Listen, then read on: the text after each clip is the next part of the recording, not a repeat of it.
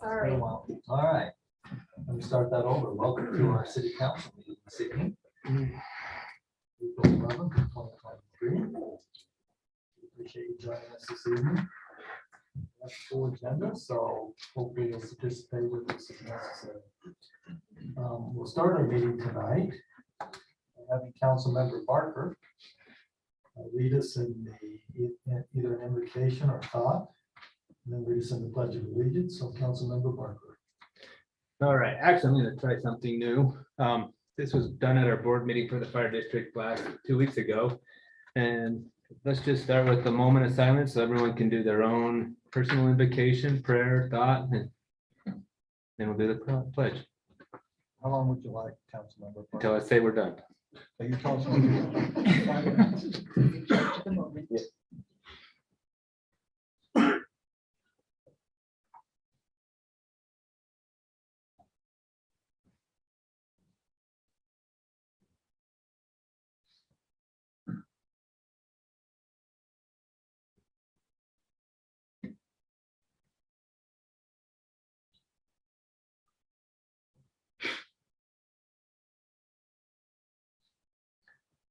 Is that good?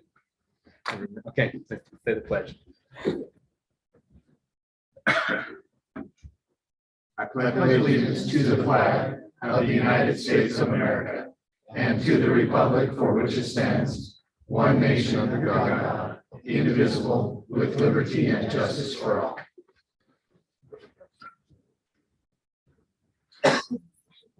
Thank you, Councilmember Barker. Just one item tonight, and I would like to do this at the beginning of each council meeting. How we will vote on roll call vote. So do we have a consistent application of that in each meeting so people will know? All right, we'll start with Councilmember Dalpaz and just work our way down. Roll call votes. Okay.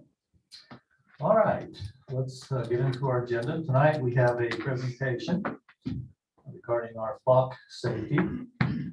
And Chief Quinney will lead that discussion with some help from others. Mayor, council. About 8-10 months ago, we looked into this product. It's a license plate reader product, vendor flock safety, as a tool that we could maybe use to help make our community safer and help our officers do their job out there. The more we looked into it, the more we learned about it, the more we liked it. And we got the opportunity to sit down with Flock and get it set up to get the system installed and get into a trial period. We're currently into that trial period. It's a 6 weeks trial period, and we probably a little over a week left in that.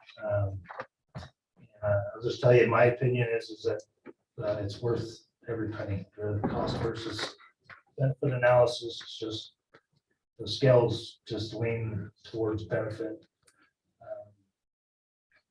as far as what it could do for us in the event, especially serious events like kidnappings, homicides, rapes, robberies, more serious crimes where it's important that a quick apprehension of the suspect is vital to the safety of the public. And I think this system is going to do this for us. It would cost us tenfold to put bodies on the road to do what this is doing for us. It's minimally invasive. Matter of fact, the only thing it does is capture images of license plates and make they're at our disposal if we need them for investigative purposes, and no other reason to utilize this data or access it unless we have a legitimate investigative purpose. So it's safe. I have no concerns that way about it. And Detective Guard's got some success stories he's going to share with us. He's actually been assigned as our administrator over the program. One of our 2 officers that's administering the program. So I've also got Craig Gardner here with me, and he's with Flock Safety. I know that there's been some questions and concerns that have come up, and we're happy to answer any of those. I can just tell you my opinion is I have zero concerns at this point. The system's been around for years and years. One of our neighboring agencies has had it in place for 4 or 5 years with zero issues, and several success stories, including kidnappings and homicides and those types of things where we want these people off the street. This helps us do that. So I'm going to go ahead and turn it over to Craig, and he'll have a few bits for us, and then we'll hand it over to John and let him kind of tell us about some of our own success stories, and we'll make it brief. And I'll just tell you, the plan is, my intention is that we maintain the system. We enter into a 2-year contract. We've already got some investment put out for it. We'll come to you for a budget amendment to get the rest of it for the remainder of this year, and then I've already got it in my budget proposal for next year for the system. So, right. Great to meet you guys. I have some notes here as well, so I'm gonna do a mixture of notes and question answering. I really want to be able to kind of give you a high level of Flock and who we are and what we do. And then I'll let John here explain kind of the rest of the system and how it's been used specifically for your citizens. It's been really, really great. I'm really excited for a lot of the things we've done in Utah and for some of the success stories. For me, I literally sold a company until I come back and work for this. Like I'm very passionate about it. I'm a very big fan of the company. So let's get into it. So Flock actually started by working with HOAs. We did that for a couple of years and then began working with police departments as well. In Utah, we don't, there's no crossover between those things. It's actually, there's SB 250, and that's a rendition of a different law that makes that not legal for any sort of private entity to share LPRs with a public entity. Public entities and private have to be completely separate via the law. So as I go through here, I'm going to kind of go over a few notes, a few points of concern I want to make sure everyone understands. And then I'll also kind of tell you a little bit about what it is. So Flock is really used in one of 3 ways. It's first used for after a crime has been committed to help us find a vehicle. Think of your package thieves or things where you've seen in neighborhoods where you don't have a license plate, but you need to find a vehicle. So it's searching a very short-lived database of 30 days that's completely owned by the city and the police department to find a suspect vehicle that matches that vehicle fingerprint. The second way that it's used is it's used for hot text. So NCIC is an FBI database that carries some very serious lists on it for things like, felonies and stolen vehicles and stolen license plates and things like that. I'll tell you a bit about what these are used for and what they're not used for here in a second. But I think what's really important to note is it's indiscriminate evidence, meaning this is literally the backs of vehicles on a public roadway for a very, very short amount of time. The image you see here is from one of our cameras. You'll notice it's objective.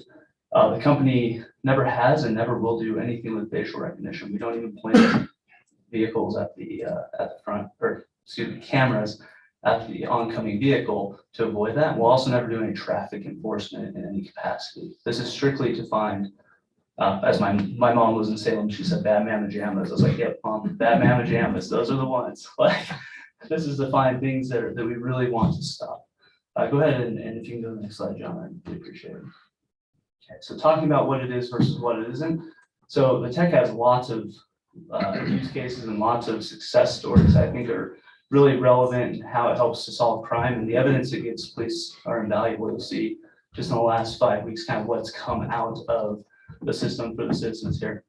But what I think is really important, again, top bullet point there, it's not facial recognition. It's not ever tied to personally identifiable information. What that means is it's a photo of the back of the car, and that's it.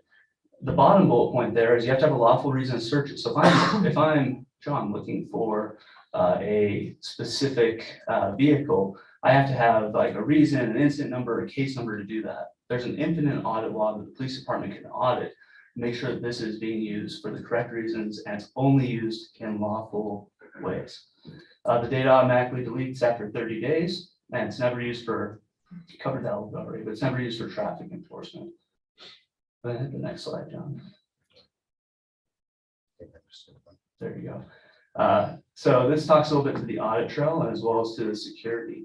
So the system is stored securely in AWS GovCloud. That's a really big deal. That's where many governments keep, the United States government keeps many government agencies, I should say, keep very sensitive information. It's very secure and there's a lot of hoops that you have to jump through to be able to do that. So that's very important. And it's very, very secure. We can talk about that in more detail. There's also a transparency portal. Go ahead and hit the next slide for me if you can, John. So this is what our transparency portal looks like. We could put this on the website to answer questions like, how is this being used by the police department? And how many hot tags are coming through? How many searches are happening? Maybe if there's an audit the police department wants to publish, we can put that on this as well. And it also tells what it does and does not do. Next slide. So I'll let John speak a little bit here. Looking through a couple of notes, I think I've addressed most of them, but happy to answer any of the privacy questions that you guys might have. But once John's done, kind of with his hat telling you exactly how it's impacted your community here in North Ogden. So right now, when we were counting, we have a total of 58 cameras, and it's constantly growing. I know that works with Pleasant View, there and works with Roy right now. North Ogden, we actually have 10 cameras. North Ogden, we actually have access to all 58 of these cameras. So if we have something going on, we could trace the car, crime was committed here, we could trace it to Ogden, and we trace it to South Ogden, we trace it up to Leopard Valley. So this is a screen for our hot list. So our hot list was going to show warrants, stolen vehicles, stolen license plates, Amber alerts, things like that. The officers could actually get the hot list alerts via text messages, emails, or through the actual FLOC website. So say there's a child abduction. A lot of times we'll go through dispatch, we'll say, let's put a attempt to locate on the specific vehicle, and it'll go across all agencies. But I myself and a couple of other officers, administrators could go in and punch this vehicle into the hot list. And it's shared with all the other cameras in that area. So say we have abduction, yeah, we did the ATL countywide, but this abduction vehicle was caught downtown Ogden. And they're gonna get alerts for that abduction that happened to our city. These are actually all 10 of our cameras. That looks like my car, John. That's my car, chief. So a lot of people were concerned, the cameras were intruding on the property and things like this. So I physically went by every camera, punched in my plate number, and I put this up. So not giving locations of all the locations, but we have 10 cameras, and this is images from each of the cameras, 1 through 8, and 9 and 10. So since I've had access to FLOC, FLOC actually gave me access to the system a little bit before the system went online. So I was able to learn the system a little bit more, and which would give us more time because we only had that short time frame to get used to the system, gave me a chance to check out the system. And since I've had access to the system, these are some of our current success investigations. We had a failure to yield, and this vehicle was involved in vehicle burglaries from Pleasant View, North Ogden, throughout the state. This vehicle ended up fleeing from our officers, ended up crashing in Box Elder County. We found out this vehicle was rented from Fort Lauderdale, Florida. I punched this plate in the FLOC system nationwide. That vehicle was tracked in Texas, in Florida, down south towards Lehigh. And then we ended up there's 6 passengers in the car, 3 ultimately got away. We made 3 arrests, 1 was a fugitive out of Georgia. I'm also a member of the homicide task force. We had an incident here a couple months back. We identified the vehicle used through FLOC. We made 4 arrests within 4 hours of that homicide taking place. We've had reports in our city, stolen plates. We recovered those plates. We had a stolen vehicle out of Smith's, uploaded FLOC. We had the vehicle returned back to the owner within an hour, 2 hours. We had one of the sergeants, Sergeant Sumstrop, He's been trying to find this woman. She kept eluding him, had multiple warrants. I think she had about 6. He got in the flock system. He was able to locate her through the flock system, ended up making an arrest that day by using our camera system. We actually had an ongoing investigation, aggravated assault, where 2 vehicles were used. We identified both those vehicles through flock, found where these suspects live, and hopefully we'll make some arrests on that. And that one, a gun was used in the aggravated assault. So it's something we want to get off the road, and that system's helping us. Also, Draper PD had some investigators come down probably about a month ago. They had a DV suspect that lived in the area. His last known involvement was in North Ogden. So they came to me, they like, hey, can you check this guy out? Check his name out. He had no involvement since the last one. They knew he was a DV suspect. I said, well, let me check my camera system. Check the camera system, and we found out where he is every morning, probably going to work, whatever. I relayed that information to them. They took I don't know if they made an arrest or anything, but they know where this guy is every morning. Well, 75% of the mornings, as he's driving by this camera every morning to work or whatever. And they hopefully, I don't know if Draper got a hold of you. I know they said, we're gonna take this back down to our administration and give them a call just because the system itself. They had another situation, sorry, Oh, you're good. I'll add to that. They had another situation where they had a vehicle described by I think it was a 14-year-old girl. It was an underage girl who it was a Toyota Tacoma with a license plate that started with a specific way. We were able to help them get images of that specific use case. I mean, this is up and down the Wasatch Front. Again, all these are only within 30 days rolling of data. It's not tracking where everyone's going all the time or where everyone is. It's simply to help us find suspects in active investigations that could potentially be doing bad things. I just learned earlier today, actually, that there was one of these instances where Kaysville had a suspect for domestic violence who was going over to Centerville, apparently driving in the direction of the victim's house. Centerville got the hit on warrants for felony warrants and was able to make that stop and potentially stop nobody knows what would have happened, but they were able to stop that person before they were able to reach that home to do whatever it is they were going to do. So lots of success up and down the Wasatch Front from Spanish Fork just had a double homicide this was used in. Pat Springville just had a package thief that was identified using this. So everything from very, very major crimes to like the theft and stolen cars and things like that. This has been used in and very, very successful. We have approximately 25 customers in the Salt Lake area, stretching from Nephi and Juab County to north ends of Weaver County. John, do you have anything else? That was it. Like I said, we've had the camera systems in online a short time. We have success stories like this. And I think last time I read, like North Ogden's the 3rd safest city in the state of Utah. And like we have these 7 incidences in a month and a half that we use the camera system on. Yeah, I'll just tell you, one of our biggest complaints is always in the history of law enforcement is bad guys always one step ahead of us. We're always playing catch up. As soon as we figure out how to combat whatever they just came up with, they're coming up with something different. And this in my mind is us getting one leg up on them. Everything that John just went through is not just picking names and cards out of the hat. It's because there's a specific investigative purpose for a law enforcement objective that we're pulling data out of the system. It's not for just because we care where Joe Blow is, because we really don't, unless he's burglarizing or thieving or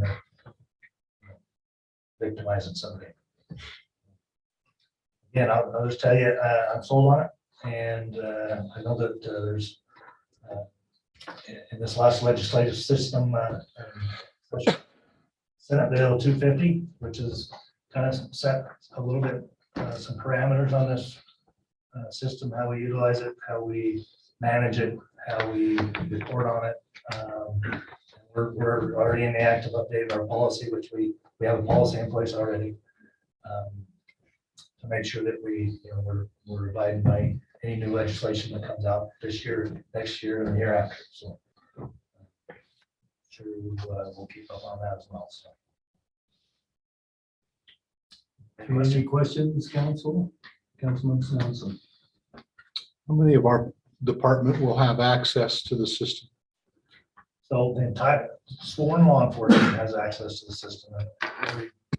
So John basically is in charge of giving permissions.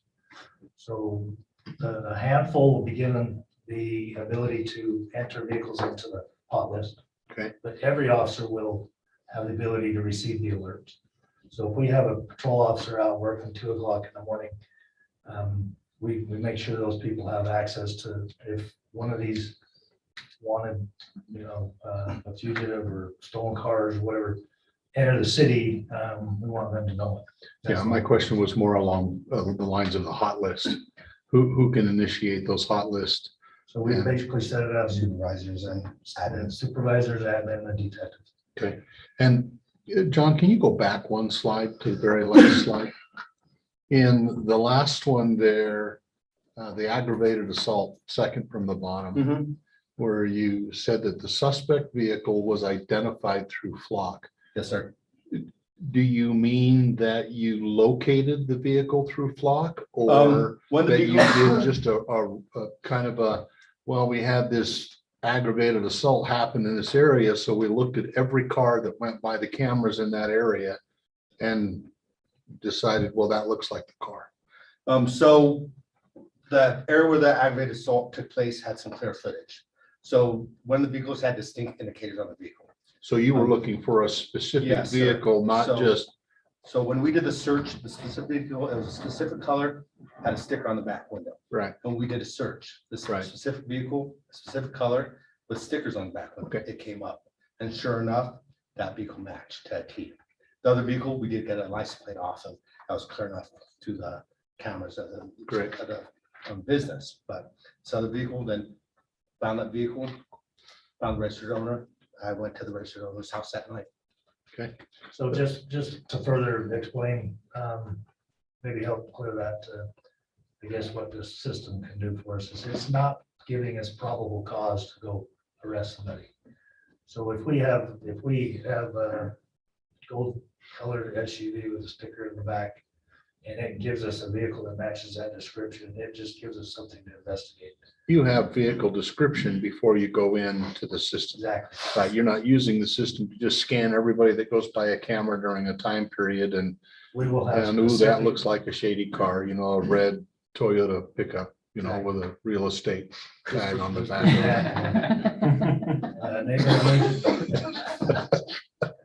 Neighboring agency had a robbery earlier this afternoon.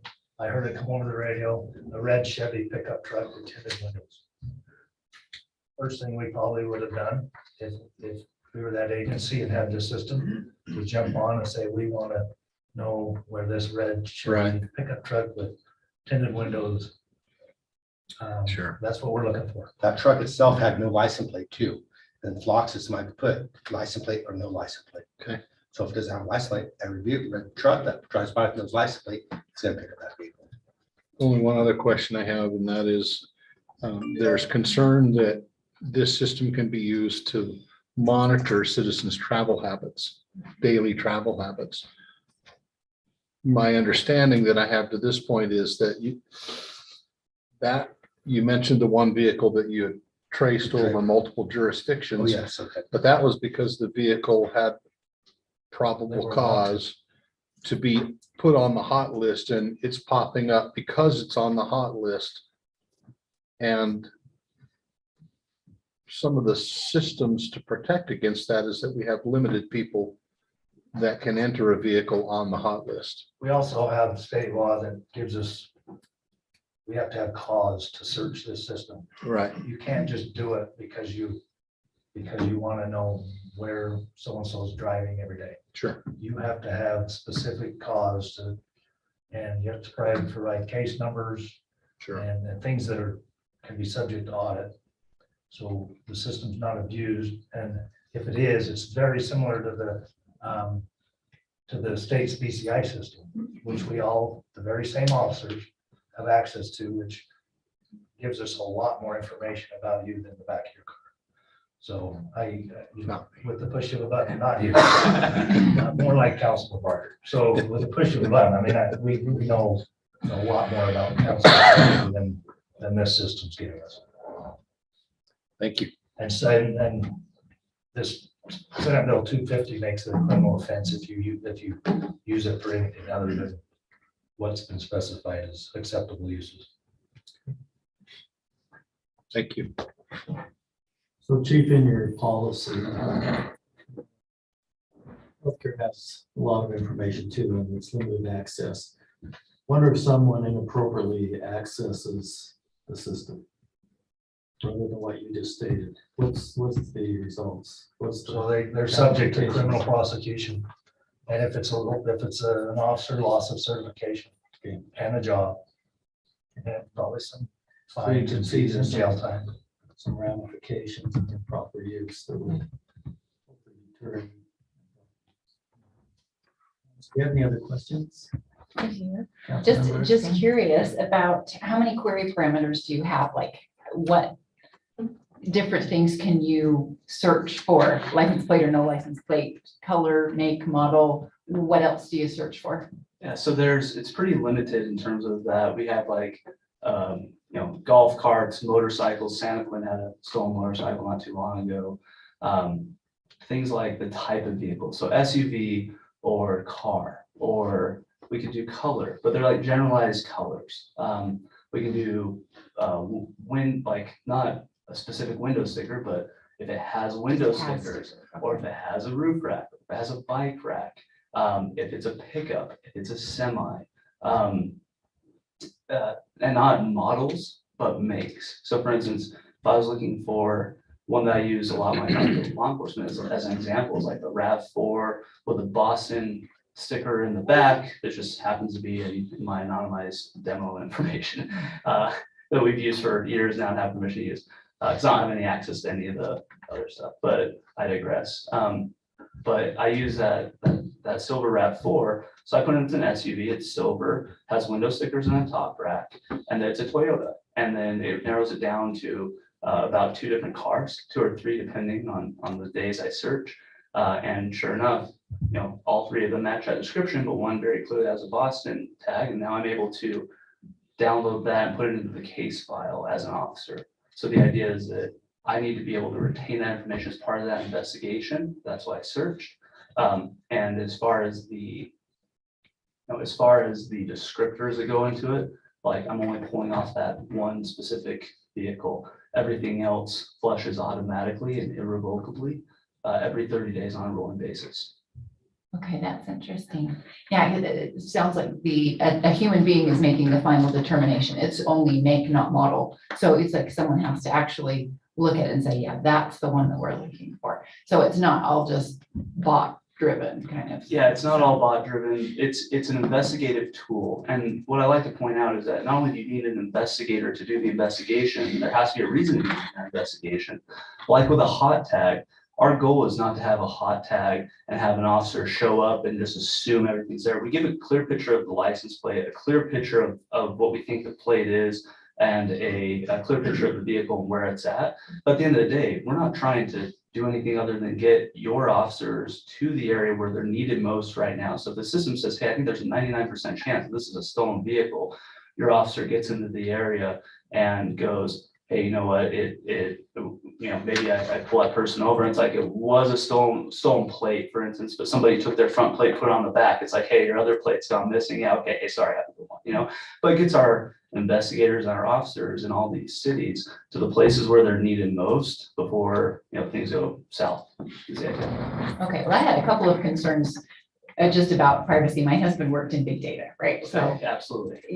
he worked for the company that sells the government, the FBI system, where they drop off it and then he go away. So yeah, he and plus he knows what data can be queried and things that you can find out. I could tell you stories that would just raise your eyebrows. But anyway, yeah, this cloud-based one, I mean, my brother is works civil service at Hill Air Force Base, and he's like, there's classified military data that's going on to that kind of cloud, and it's tight. So if it's that kind of thing, plus the automatic, 30-day dump, I mean, yeah, that gives me a lot of peace of mind, plus just telling me, again, I was like, whoa, I don't know. We don't allow our kids to even take like the state tests because nobody can tell us where the data is going. We asked the principal, they're like, well, who has the data? And they're like, well, I don't know. It goes over to somebody in the state, and they're like, okay, no. Because again, there's a lot of identifying information that can be gleaned from, you think, innocuous questions even. So you've put my mind at rest for this step. If it's helpful, I homeschool my kids, and I told the recruiter I didn't want to work for a company until she explained how it's all going to work. And the founder I know all the executives, and they're very staunch with our privacy protections to the public, to the point that I think we've lost some business over it because we will not do that. And that's we put that out there publicly all the time, and that's something we stand by because there's laws and then there's ethics, right? And we don't think some of the stuff we can legally do is necessarily ethical, and so we choose not to do it as a company. Okay. Thank you. To alleviate any error to like computer error, human error, things like that. Like we have it that, and we're always trained, like if we get an alert on the system states a warrant, our officers need to confirm that warrant before they do take action on that vehicle. Because sometimes, same with the NCIC, when we get it across, through our computer system, we always confirm that before we make an arrest, before we start the car. So if we get something on the hot list, always confirm it before we take action. It's a lead to follow up on. It's just another lead generator. I like that. Because I trust our officers, and that's why I like the human being making the determination.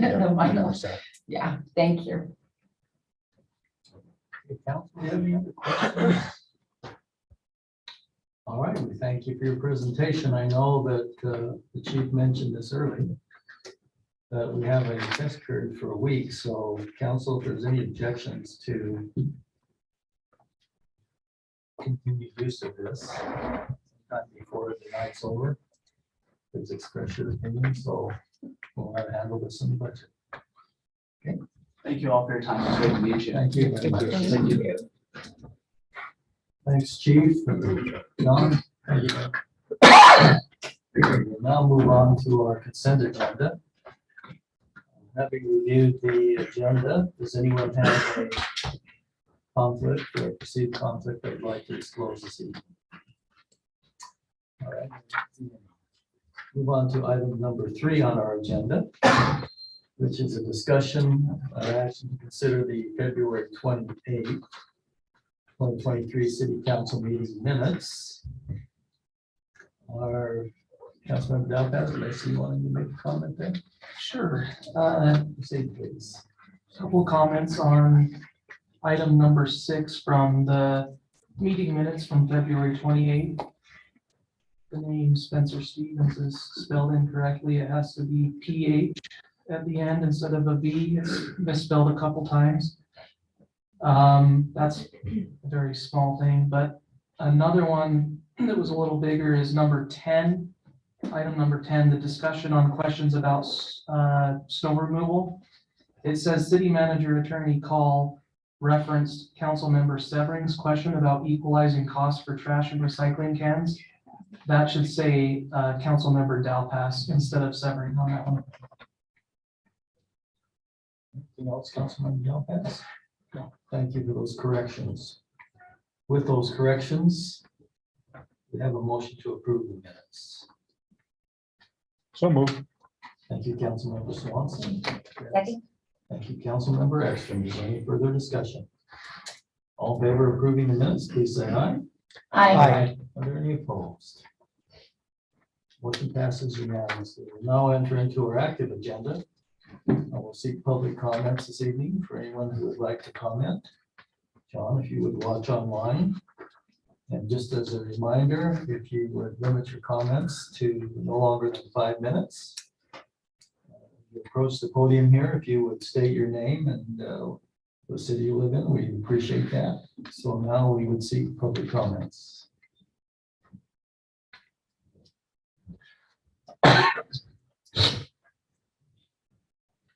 Hey, my name is Candace Romani and I am from North Ogden. I have a handout if I could please distribute that.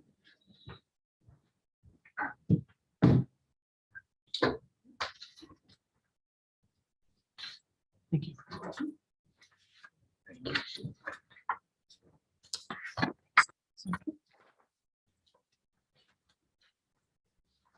Thank you.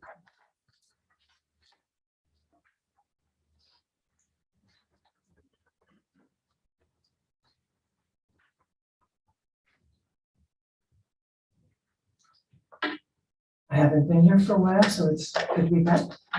I am with the Area 21 preparedness, pardon me, preparedness group. We're a group of residents and we have a few goals. We are general welfare and preparedness of the residents. We oversee and manage emergency responses of Area 21, which goes with Ward 21. Area 21 consists of 167 homes divided in 15 zones. Each zone is assigned a captain. We're a committee of residents that oversee zone captains and all other Area 21 activities. We have a command center that has ongoing communication with the zone captains and Area 21 residents. And we are 100% made up of volunteers. We have a webpage, Facebook page, YouTube channel, and they can all be accessed through area21utah.com. Pardon me, my reason for being here this evening is in response to the current risk of flooding, Area 21 volunteers have been collecting and filling sandbags provided by the city for use in addressing any flooding incidents that have or may occur within the area. Our experience so far is that the city limits the allocation of sandbags to 20 per household, meaning that if 5 emergency response volunteers arrive to fill sandbags and 4 of them are from the same household, then we're limited to a total of 40 sandbags in total to fill at that time.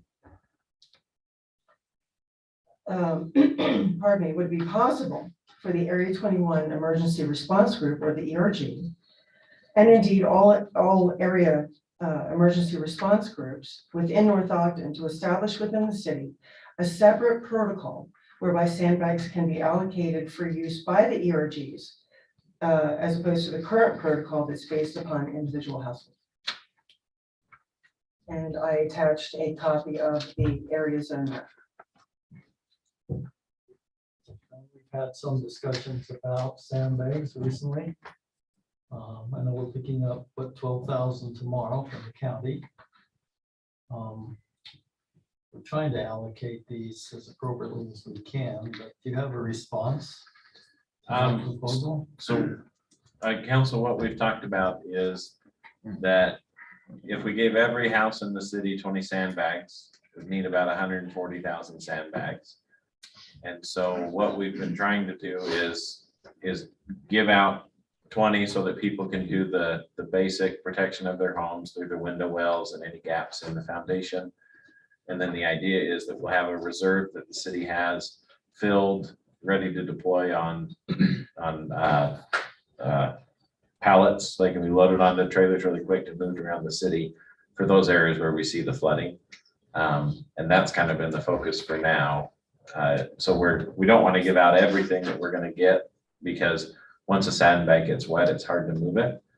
And so that's been the plan, is to not give out all our sandbags, but to hold some back so that we can use them. But with the 12,000 influx, we're hoping that that means we can make them more available to folks. We are still trying to focus on those experiencing flooding, because good example is people in my neighborhood by Bates Elementary are not as likely to see flooding as opposed to some of the folks who live closer to the benches and things. And so we're trying to allocate them the areas of most risk if we can.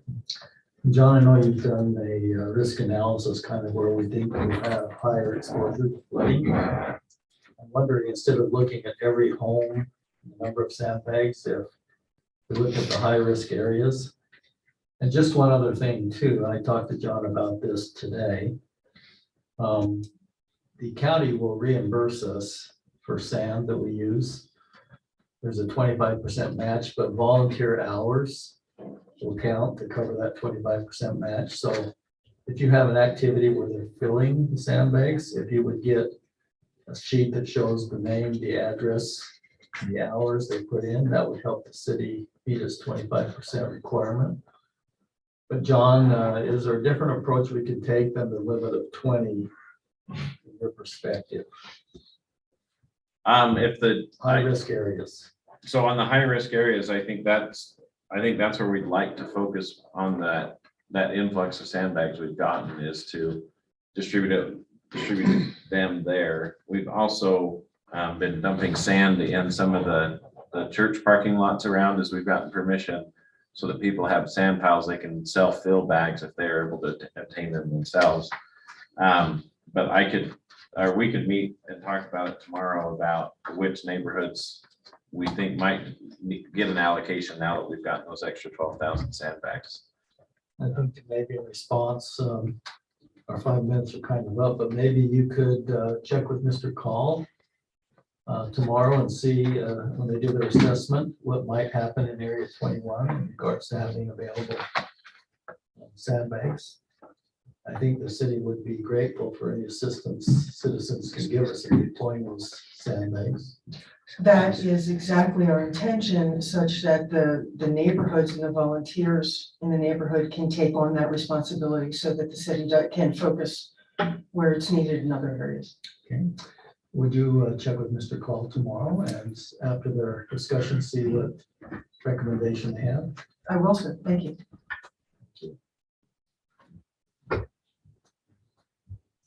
Is there anyone else who would like to comment this evening?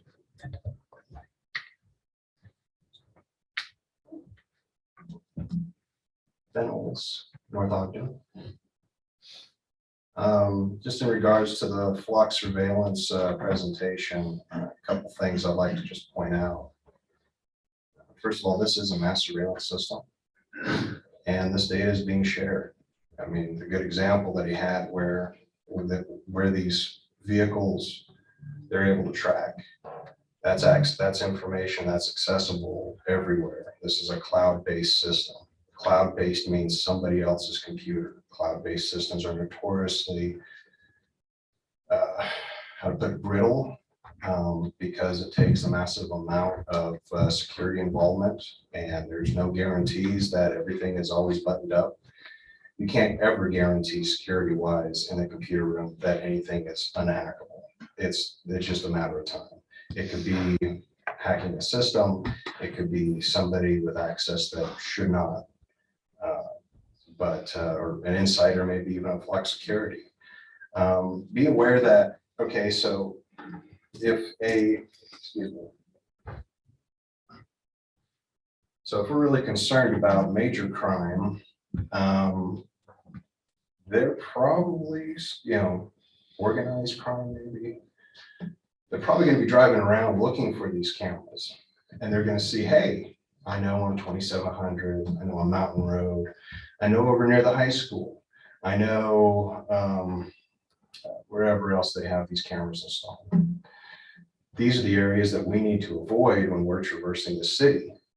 This is now going to be pushing traffic into residential areas, which could put them at higher risk just because that's where they got to go now in order to avoid the system.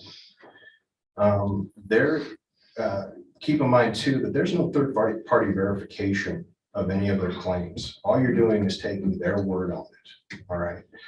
The only time, like we look at Facebook or Apple, Google, or all these other companies, the only time we really find anything out that they're doing something naughty is when we've got a whistleblower.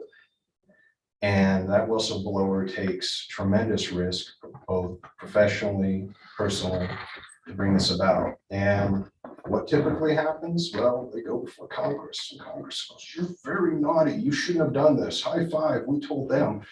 Nothing happens. They get a fine. What do you do? Nobody goes to jail. Nobody loses a job. Nothing like that happens. Also, keep in mind, what happens if this company gets bought out? And the policy was changed overnight. And now they're taking all this information that they've gathered that's not verified, that it's being removed from the system, but hey, it's being shared everywhere, so you don't have any idea anyway who has this information. What happens when they change their policy and then they decide to share this information with, foreign governments, et cetera, we'll never know. Also, if as for AI, or excuse me, facial recognition, Flock Safety offers facial recognition. Do we know it's being used on these cameras? No. Are we going to ever know? They can still do whatever they want. You're not going to know. And with cameras, if you look at you'll have these cameras pointed in a particular direction. Well, like with our, modern day cell phone, you go to take a picture, you can zoom in and zoom out. Do these cameras have that capability? I don't know, but it's possible. Other than that, HOAs, if you look at lawsuits that have been filed regarding the system, HOAs have been using this system to keep track of whoever they want. So it's awesome that our police force has protocols and they have a system and they're going to abide by accessing the system. But that's great for here. That doesn't ever tell you what somebody else is doing. So I just wanted to bring these things to your attention, and I'm very much opposed to this system. Thank you for your comments, Ben. Appreciate it. Anyone else this evening?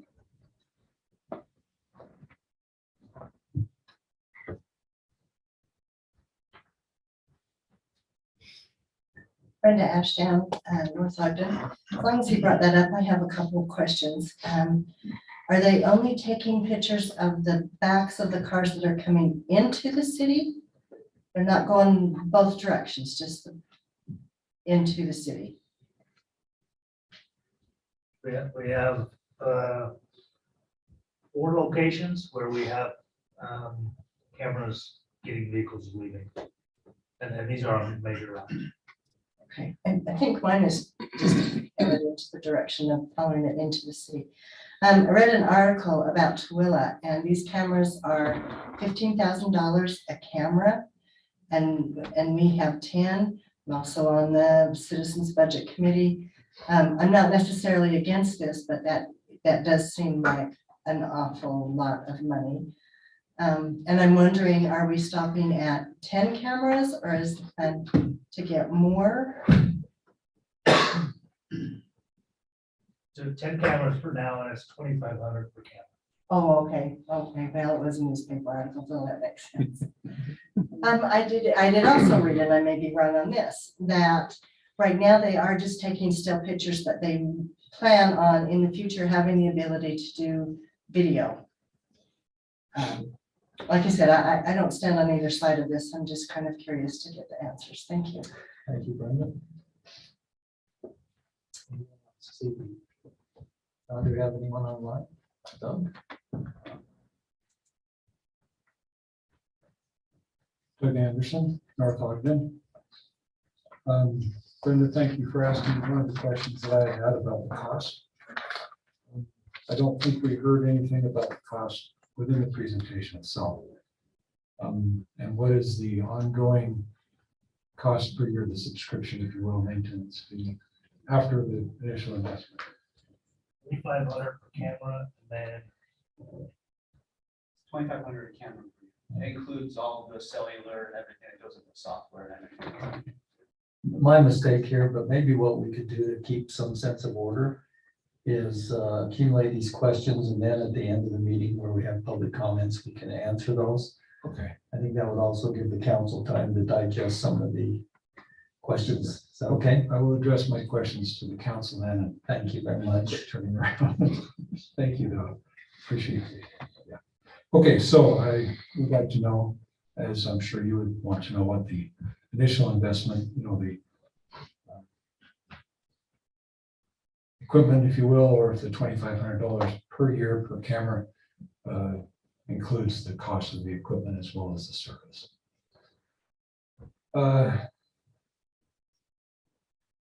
The locations of the cameras. This gets on Ben's question. or concern, I should say. Will those locations be known and made public? Not the data, but on his concern, and I kind of share that too. If everybody, or not everybody, but if it's known where these cameras are located, then if I was a crook, I would avoid those locations, you know. And the follow-up question, are the cameras movable once they're put, maybe so the crooks don't have it figured out, you know, you keep changing the combination of locks sort of thing. Keep changing the password. Can the cameras be moved around?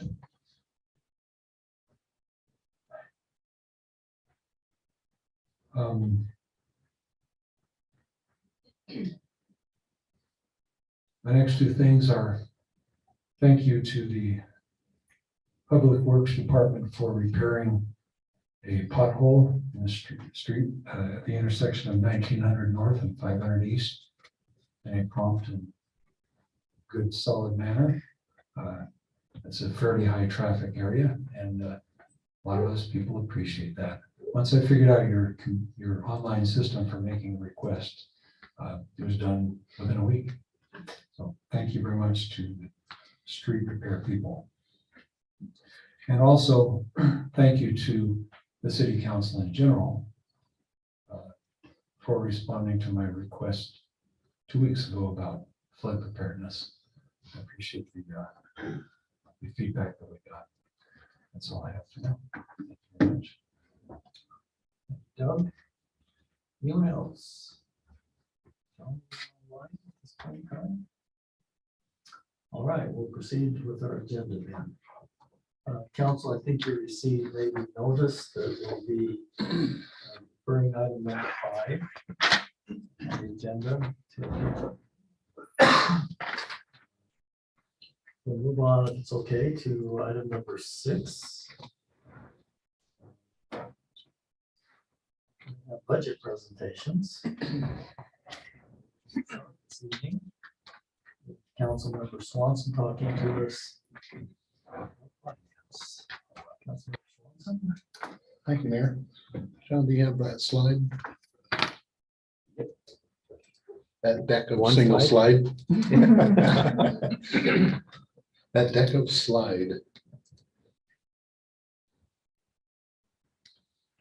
Our finance department is relatively small in size as far as personnel goes, although the work that they do is Herculean and affects every corner and every dust particle of the city across. So go ahead and go to the next slide, John. Yes, there was. Here we go. So the finance department, the tradition that we've set over the last couple of years, the deliverables are an annual budget, preparing and submitting all the necessary information for our annual audit, our quarterly audit committee meeting reports for the quarterly audit committee meetings that we've been having for the last couple of years now. A monthly report to council. Jamie and the finance department provide me with all of that information that I report to you each month with the sales tax numbers and where we are year to date on revenue and where we are year to date on expenditures compared to the amount of the year that has gone by.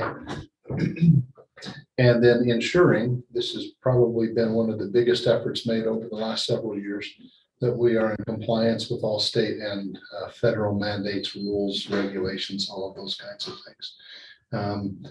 Between the finance department and our wonderful auditing team, we have made great strides and are in wonderful compliance with state and federal. Next slide, John. We have been focusing on internal controls and beefing those up, making sure that we have all the controls in place to protect the sacred funds that we get from our residents through fees and taxes. Working on keeping our liability insurance costs down. That's always a fun one. You kind of never know from year to year what the insurance agencies are going to do to you. And then providing our general accounting services through accounts payable, fixed assets, payroll, and such. Next slide, please. The proposed budget for the finance department for the coming year is $339,000, up 5%. Last year, as you can see, is 324 and change. We have increased personnel costs across the city. The finance department is no different there. Office expenses have gone up a little bit.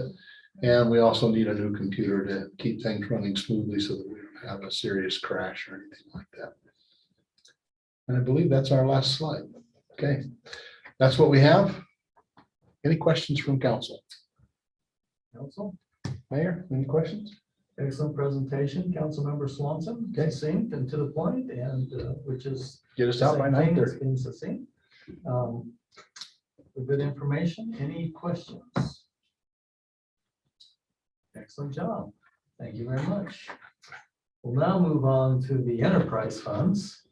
The liaison there is Council Member Ekstrom. And I don't know if you'll be making the presentation or if you have. I have David making the Yeah, presentation. David making the presentation. Thank you. Dave, would you like me to come stand by you for? No, I think we're okay. So here's the Public Works one.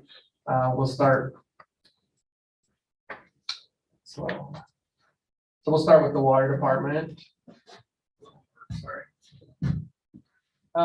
Some of these, so the green marks are the deliverables from last year. So these are just a couple of the items that we had last year. We wanted to show some of the deliverables. We added the employee in the water department last year. Storage tank construction is getting going. We've actually had a couple of meetings in the last month here. We're starting to haul in some of the materials to get that tank going. The well casing was done up on North Ogden Canyon. We were able to finish the well casing and it's now ready for a pump house, so we can do that. The Fruitland Drive booster station, that has been moved to future budgets, particularly just because of property acquisition that we have to get there. So that's why that one's been moved. Future well in zone 1, which is down on the flats here, that's still in the engineering phases. It'll probably get moved to future as well. And then the replacement projects, we were able to do Fruitland Drive this year. We did a section of 3050 east of 1050. We did a section of Washington Boulevard from about where Big O Tires is all the way up to 2000 north. And then we did a section of Mountain Road from 1510 where it enters in the city to about 1700. So some of those, that's some of our deliverables from the water department. They were very, very busy with capital projects this last summer. Next slide. These are some of the things that we are working on this year. Obviously that storage tank still will be wrapped up. The plan is that it'll be wrapped up by December of this year. We will take the old tank down. It'll be removed.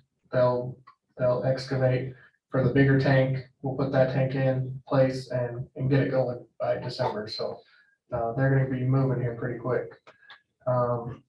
The drives for the TSP. So what those are is they protect our power sources at all of our pump houses. And the biggest part there is there's a lot of power bumps and those kind of things where it will destroy some of our boards and different things in our pump stations, which will bring down our wells and different things. And this will protect all that. I wish I had Jason here, but we're out chasing water right now with the flooding. So, but yeah, it's just to protect all those well houses and those kind of things. A new asphalt saw. We've had our old asphalt saw since about 2008. So its useful life is gone. A valve exerciser.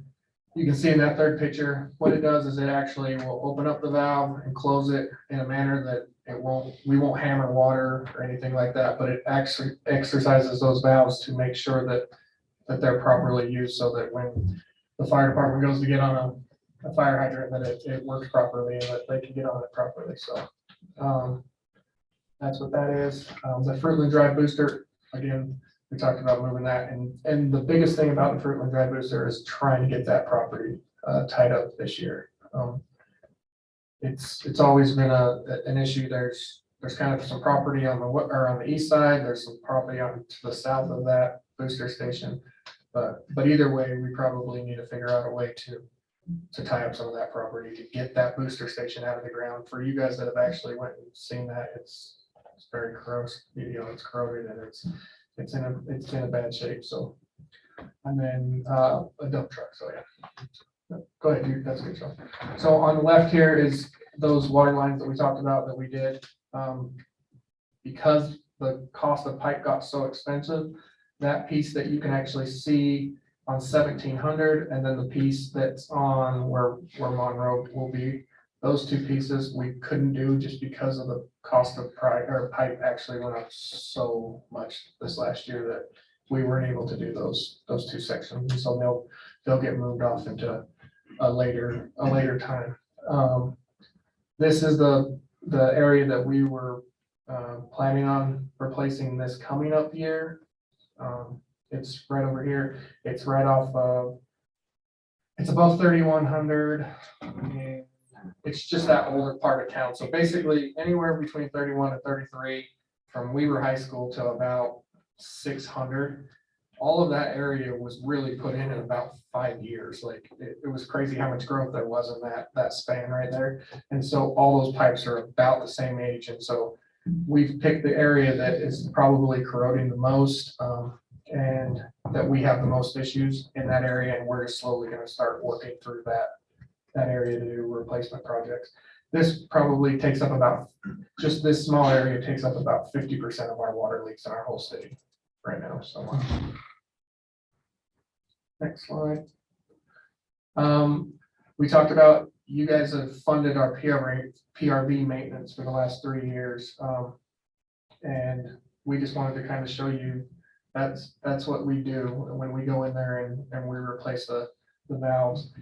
You can see, we change all the fittings, all the piping. It's kind of hard to see, but the bolts are even changed. The bolts are a blue bolt. They're epoxy coated. They're non-corrosive, like some of these older bolts that we had. And so it's made a huge difference. And again, it speaks to our leaks are way, way down and that 50% and they're not based, they used to be based on us having problems with PRVs because a PRV would come open, it would put higher pressure down in a zone and it would pop a couple leaks. That's not what we have anymore. The places that we are replacing and the places that we are having leaks, it's because they're, 50 years old now, 50 years plus in some of those areas. So it's just a testament to what we were able to do with you guys funding the PRV maintenance program. Next one. So that was water. You can go back a couple slides showing there was the increase for water. That's to the base rate for maintenance purposes. Okay, could I add something there? Yes, sir, please. He talks about the base rate increase, that's to cover basically operating costs. Yes, sir. The water department has done a good job of identifying leaks over the next 5 years. And we need to figure out how to fund those so that we don't get caught all of a sudden with this need and no money. We're doing some of that through depreciation, but with the growth in the city that we're experiencing. So council will need to take a look at that before we finalize the budget on what we need to fund those projects going out 5 years. We're grateful we got ARPA money to. Yes, that really helped us with the capital projects that we're in right now. So next is stormwater, which we are dealing with a lot right now. So this is that was a picture actually of the snow-covered mountains. One of the reservoirs filled up with water. So we just put some of these pictures. We have right now, I think we have 9 basins that have a significant amount of water. We have 4 that are hitting the overflow and 3 that we actually are even trying to sandbag to try to control those areas. As far as, and then as well as some of our streams and those kind of things. That's going on right now. Next picture. This is some of the stuff that we're working on this year. The pond project is one of the ones that, you know, it looks like we're gonna be able to finally get going this year. The 2100 storm drain line, there's a lining project. So there's an area down that runs behind a bunch of backyards it's a concrete pipe. Because of that, there's a lot of trees in those things. And so the lining that we've done in the past with the sewer department, we're gonna do that same lining for this section of storm drain. And it's because the other big part of it is it's used as irrigation as well. So it's kind of a dual use pipe where they can pull water from the canal and use it for irrigation to get it out west, or we use it as a storm drain line, right? And so there is a lot of, you know, the different, you know, from everything coming out of the canal and those kind of things, you know, we get a lot of roots and buds in that stretch of pipe. So it would be nice to, you know, clean all that up, line that section. And so that we don't have to go in people's backyards, tearing up the backyards to pull these roots out and different things. So that's a big project. The sweeping contract versus employee. And so we were really close to the need of an additional employee, mostly because of some of the state regulations on sweeping and those and different things on the SWIP side of it, right? We're getting a lot more of that. And so we did an analysis and we said, we also needed a sweeper, right? We've had our sweeper since 2008 or 9. And that thing, you know, that sweeper was $350,000 and we need an employee that's running that sweeper, you know, more regularly than we are doing it right now. And so we actually went out and put a bid out for a sweeping contract, and it came back in that we can get our whole city swept multiple times a year, plus some events. You know, if we're gonna have the parade, we can have that route done before and after, and different things like that. And we can keep that to under the rate that we would have to pay an additional employee, right? And now they're using their sweeper. We're not having to go and purchase another sweeper. You know, we can make our sweeper last just for some of those emergency uses and those kind of things. And so, you know, with that analysis, I think that's the way that we're leaning, and we think it'll be one of those great trade-offs for us. That's everything they're doing. So there was no increase in stormwater this year for stormwater. So now we'll go to sewer. Again, we talked about lining. We continue to do future lining. Did manhole lining as well. You can see the manhole lining here in orange. That has helped a ton as well. We're not seeing, we used to see quite a bit, like when we would pull lids where there was some buildup at the manhole, because the manhole kind of flattens out a little bit when they put the manholes in. And so with the lining here, it's a lot slicker, and we're not seeing some of those buildups that we used to typically see in the manholes. We're not seeing water infiltration coming into the manholes there. So it's been another great program as far as the sewer goes.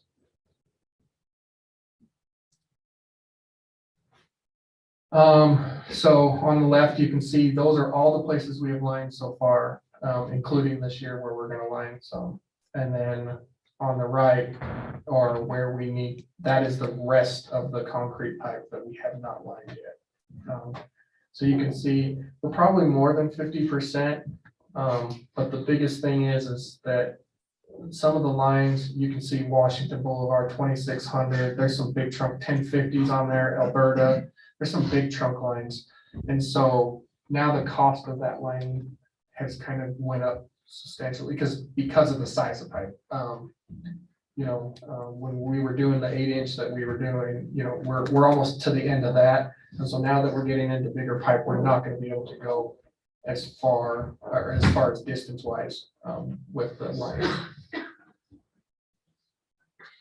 So just like stormwater, we were really close to needing an employee in sewer. And in fact, last year, we were moving that way to where we were gonna have an additional employee in sewer. And we actually met with this company, and they're called SL-RAT. What it is it's a sound frequency that they put into the manholes. So they put 2 of them.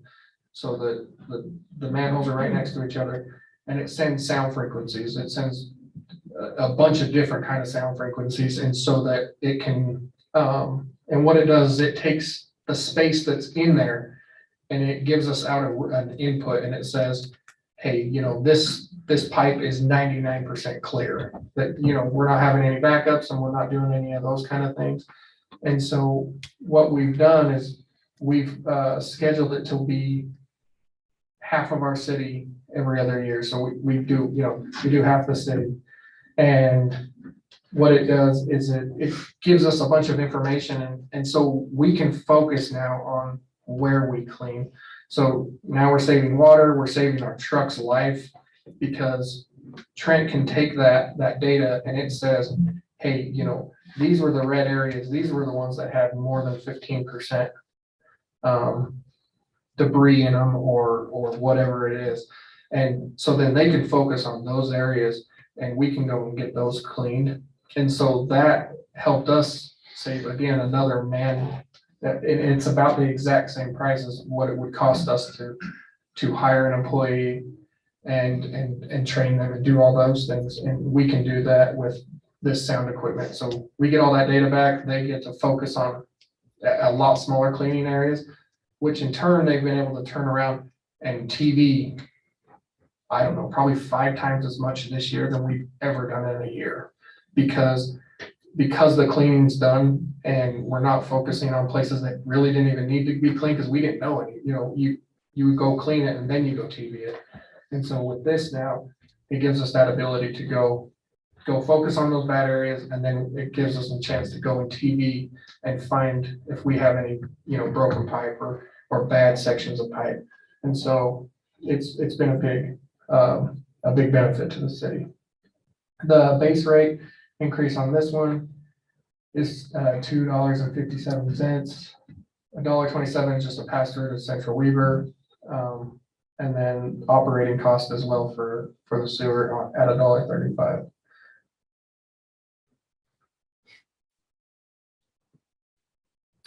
This is streets. So over here on your right is the last, I think it's the last 6 years, possibly 7 years of road projects that we've done. And so this is just giving you an idea of what we've been able to do with some of our Class C road money. So, some of the deliverables on this one was we're going to be doing, we haven't done it yet, but Fruitland Drive and Barker subdivision, both of those will be done before the end of the budget year. We actually just had our pre-con with Parsons, and they should be starting some of the pre-lowers and the patching in the middle of May, and we'll have it all the street project wrapped up before July 1. The sidewalk project, we were able to do a big portion of, a bunch of our bad areas in the sidewalk project.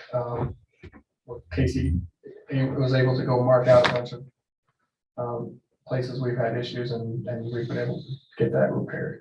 And then the third one is the message board.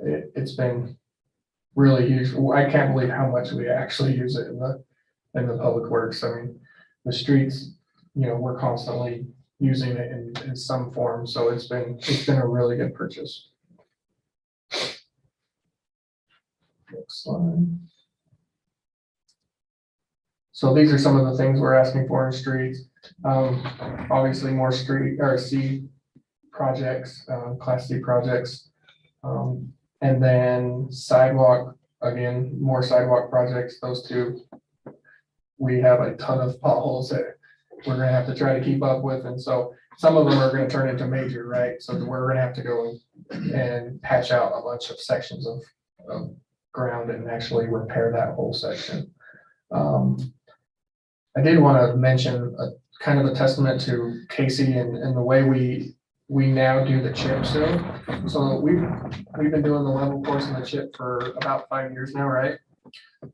In all those places where we did the level course in the chip, in those areas, we didn't see the major, like the potholing, right? Like, but the places where we only had done chip and we didn't do that level course underneath, is where we're seeing a lot of those pilling, like 2600 is an example here. You know, there's a stretch here where there is, you know, small potholes and they're not very deep because it's just pulling up the chip itself. But they are throughout that, like that lane width, where when we did that level course underneath the chip, we just haven't seen that. Like it's those areas have held up really, really well. And so it's kind of a testament to what those guys are doing and how they're going about doing the roads and those kind of things. And then this is the new snowplow that we talked about. It's not exactly like this. It's a little bigger. I mean, the truck's a little bit bigger, but it's the same concept. So we asked the council 2 years ago to the date to approve a snowplow for us. And we will be receiving that snowplow in about 2 weeks. So it took over 24 months to get that snowplow. And That's crazy. and so these trucks here, these are 550s. They can put these small wings on these 550s. And we're not gonna be able to use them everywhere, like some of the big trucks, but we're gonna be able to use them either down on the flats independently or alongside one of the big trucks where we can team them up with those guys. We can get these a lot quicker and they're about half the price. And so it's something we really want to try. And then the other big part of the 550 that we really want to, you know, sell to the council is that they're dual use. The other problem with the snowplow truck is, I mean, this year we got our use out of it, right? But in most time, or most years, we get 10 plows out of it and then we go park it in the sheds and those kind of things. And these ones will actually, they have the dump beds on them. We can put the sander in it, and so we can use it in the parks department. We can use it in, you know, the water department if we have a leak. Like, so we'll be able to take the equipment off and still use the truck in the summer. I think it'll be a good thing. I really do. I think it'll, and I, you know, from everything we're hearing, and talking to other cities that have went to this size of truck, that they're holding up, that they've had some issues on the hills, but it was in the capacity that they were trying to do it. And so I think we can learn from some of that stuff, and I think it'll be a really good thing. Next slide.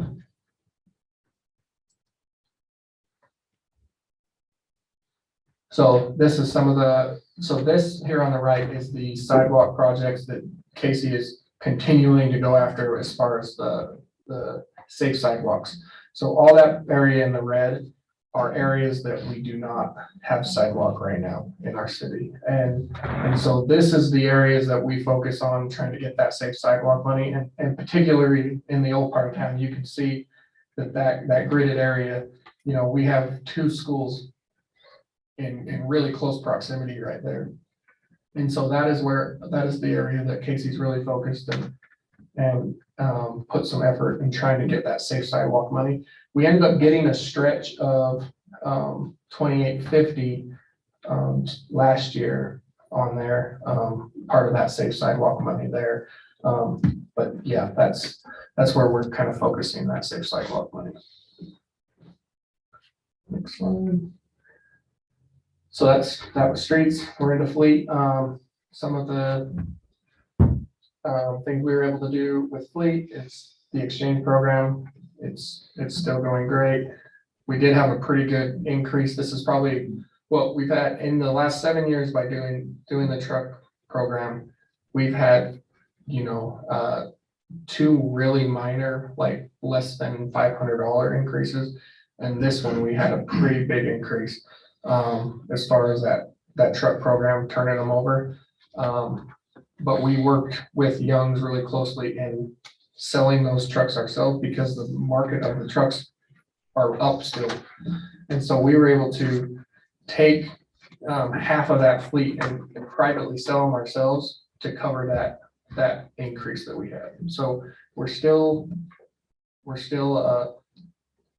flat on that trade. And next year we will get that higher price. So, I mean, it's like we had to come up with some of that money this year, but we were able to make that all up with the private sales. But next year we'll get that higher price. So it'll be a net zero again.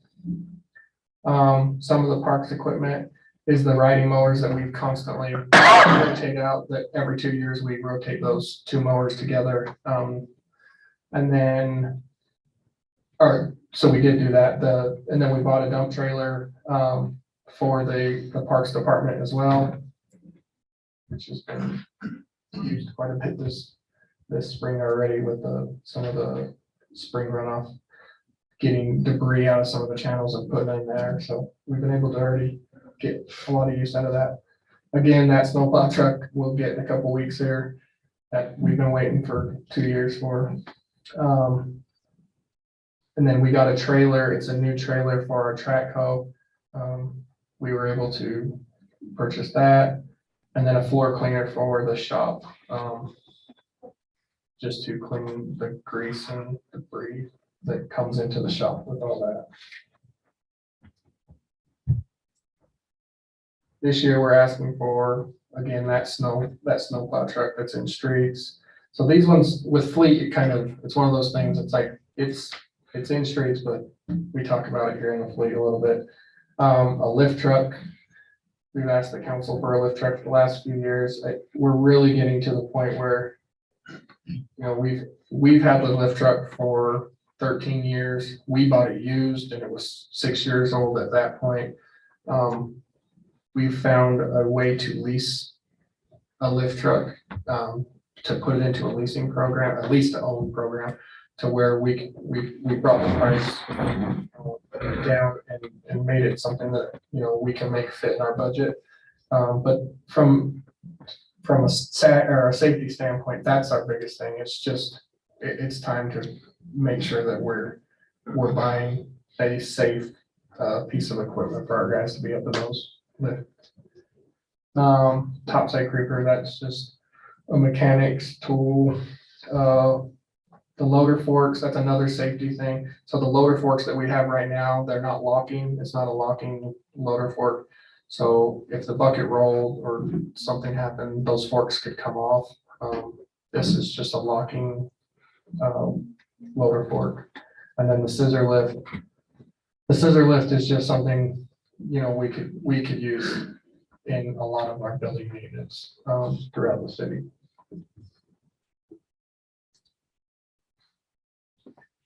So into solid waste, we've had with solid waste, Republic will have a 4% increase with the hauling itself. Weaver County's tipping fees have went up about 3%. And then the can itself, and that's just the physical can, in the last 2 years, they've went up from $88 to, we just purchased some last week at $134 a can.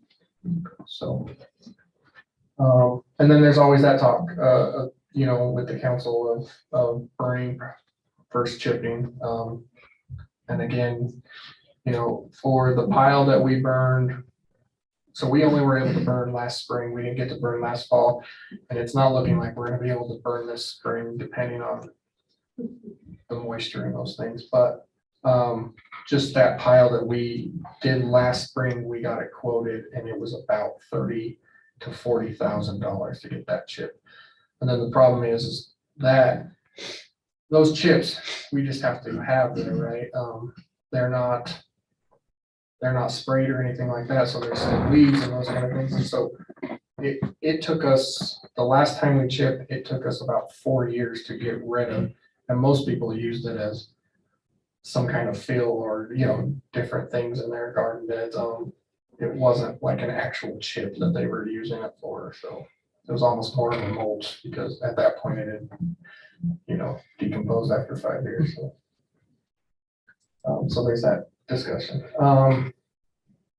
So again, and then I always told you I'd bring back the recycling versus non-recycling.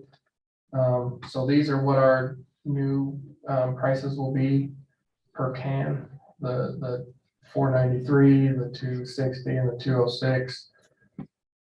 That's just if we did garbage, right? I took a comparable from the last, it was kind of hard, but we picked a time that we did do recycling. So we picked a 3-month span. Weaver County's tipping fees will now be going up to $49.50. And so this was just a comparison. You can go to the next slide. If we decided to go to recycling, nobody in the area is using recycled earth anymore. Most of them have went to a company down in Davis County, and our hauler gave us prices to go down there to that company down in Davis County. So that price, you can compare it to that other slide, but it was a 206. That blue can would now go up to $6.25. And then the recycling company is just a little bit higher in Davis County, is just a little higher than the transfer station at Weaver County. So you can see it's about $50 a ton compared to where Weaver County is $49. And so that cost to the citizen would be $4.20 a month increase to go back to recycling. Again, one of the cities here in Weaver County just recently went to the new company over there. They've already seen 2 increases in a 4-month span. I think recycling is just still a little bit biased that way. And so they started at as an entry price to come in there at $35 a ton. Then they moved up to $42 a ton, and now they're already at $49.50 a ton as well. They got matched with Weaver County because of the tonnage they would bring.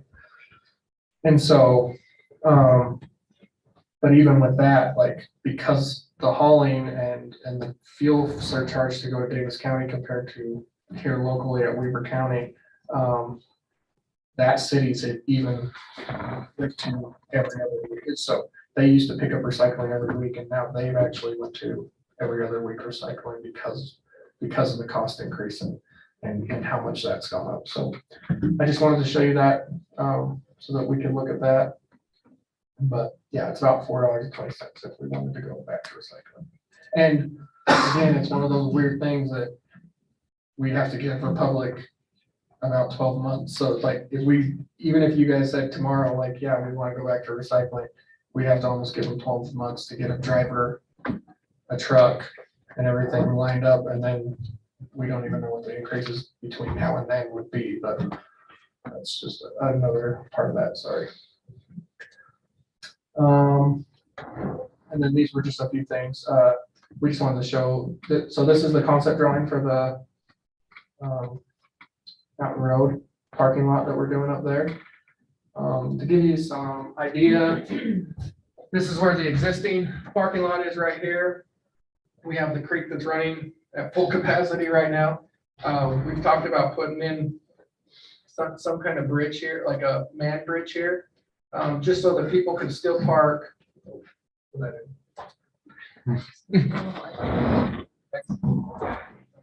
So we want to still use that as overflow, but this would be where we could use it for parking. We've even put horse trailer parking or big trailer or big vehicle parking here, so that because there's a lot of people that take their horses up there and ride as well. This one over here will be the bathroom, and so we'll be running up water and sewer. All of that we're expected to have done by July 1. And so we've got all the pricing, we've got the contractors lined up. It's just really waiting for the snow to melt so that we can start moving some dirt around up there. But so everything's lined up. That's our concept drawing. And so yeah, that's kind of where we're at with we just wanted to kind of show you that. And I think that's everything, right? Council, do you have any questions for Mr. Espinosa? His presentation, lot to digest there. Jamie has a question. You skipped over the big mower, and I think that's great. Oh. Program. Oh, yes, sorry. So on the fleet, we have a big mower. And so, sorry, yeah, the John Deere, thank you, Jamie. And so we've had, you guys have known our struggles of trying to get or seasonal work and different things. With the big mower, we would be able to basically take up 2 of those small mowers, to where, you know, we're only sending 1 person compared to 2. We're not doing the 2 mowers. And then they can work independently of those crews. Like right now, because of the way it works, we haul the trailer with all the equipment in those 2 mowers, right, together. And so a lot of times those 2 mowers get up there and they start working, and either the cleanup crew, which does all the trimming, edging and all that, has to wait on the big mowers because they've got their stuff done, or vice versa, right? The 2 mowers got all their stuff done and they're still waiting on the people stick edging, blowing off and doing all those things. And so to be more efficient, you know, Jamie has brought up, you know, going to one of these big mowers. We've talked to a couple other cities that use them.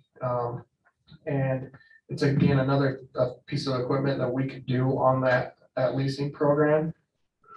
But we think we'd be a lot more efficient in the way that we would be able to do that, to where these guys go out, do all the big mowing, and then you have the crew that comes behind them and does all the stick edging and the cleanup work. And there wouldn't be some of that lulling time. So we think it'd be a really good thing. And thanks, Jamie. Any questions? David, thanks. Lots of good information there. If I can just add a little bit to his presentation, we were asked in the budget to determine whether we wanted to decrease, maintain, or increase level of service. And in this department, what we've opted for is maintaining level of service with just increased reliability and efficiency. So it's a cost increase. It's becoming more expensive just to be able to provide everybody what they already expect. So that's what we're trying to work on, especially in the consideration of labor being a scarce resource. We're having a harder time getting people to actually come, so we're having to find more equipment and preventative measures that will help us save in labor, and we utilize more technology. So that's kind of our approach that we have. Thank you, Councilmember Ekstrom.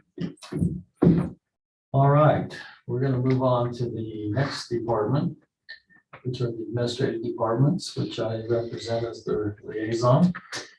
We're going to start with Bryce Nelson, who's our treasurer and administrative services department head, Bryce, and then we'll move on with Susan. Nance will talk to us briefly about recorder position. And then we have Katie, who'll talk to us about human resources. And I think we'll go to you, Councilmember Dalpaz, on planning. Is that correct? Thank you. All right, so like I said, I represent the administrative services and city treasurer. So within my department, I know the slides are hard to see, but in subscriptions and memberships, I have $1,465 to that, and a lot of that is Utah Business License Association, Utah City Manager Association, ICMA dues, and the Utah Bar for our city attorney / manager. So, and then we have travel training with $7,400. And that's training for all the softwares we use in the city. That covers iWorks, Cassell conferences, Utah City Managers Conference, and yeah. So and then office supplies and telephones I combined together here. So this is expense of $3,270. It covers papers, envelopes, staples, the phones that we use, and a couple of cell phones that a few of us have, me and John. And then services not classified in small equipment. So this one's 9,500. This is the city manager contingency, as well as the administrative services manager contingency. This will go also small equipment. We will need a printer, and I think we're looking at 3 computer replacements for this year. And yeah, the computers are just, it's time. So within my department, I have 3 full-time and 1 part-time administrative assistants here at City Hall. We cover building permit technicians, business license, office front counter coverage here at City Hall, Parks and Rec administration, and so just general customer service here. And then we have additionally, we have 1 full-time employee and 2 part-time employees that help with the enterprise funds. So they help with the phone calls, they help with any of the public works supervisors, administrative duties. And their salaries are paid for out of the enterprise funds. But yeah, they do the utility bills, phones, water, sewer, storm, solid waste, administrative duties. So, and then our goals for this year, my first goal is to invest, protect city assets while maximizing returns. This year we've done a really good job, not necessarily because of me, but just because of the way the economy's gone.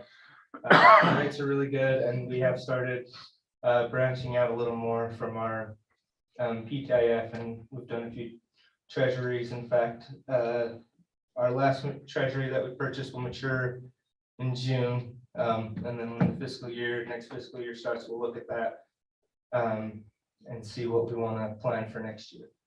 So our next goal is research, make sure we're researching technology to improve and streamline processes. This is both for residents and employees. We want to make sure, we're making our jobs easier and making the services easier to use on the resident side. So then we want to make sure we offer training for staff to maximize their role they fulfill. So again, back to that travel and training, a few of those services, we want to make sure that we're using them to their fullest capability. If we're paying them, we don't want to make sure we want to make sure we're not leaving anything on the table that we could be utilizing for our residents. And then educate. We do our best to educate residents when they either come in or on the phone or through email, how to best utilize the services that the city provides, or I guess procedures for different things through the city. So I think that's it for me. So. Oh, I guess I should mention my total budget for the year did increase by quite a bit because we added a few different line items for city manager contingencies, and John's just expensive, so but he's worth it. So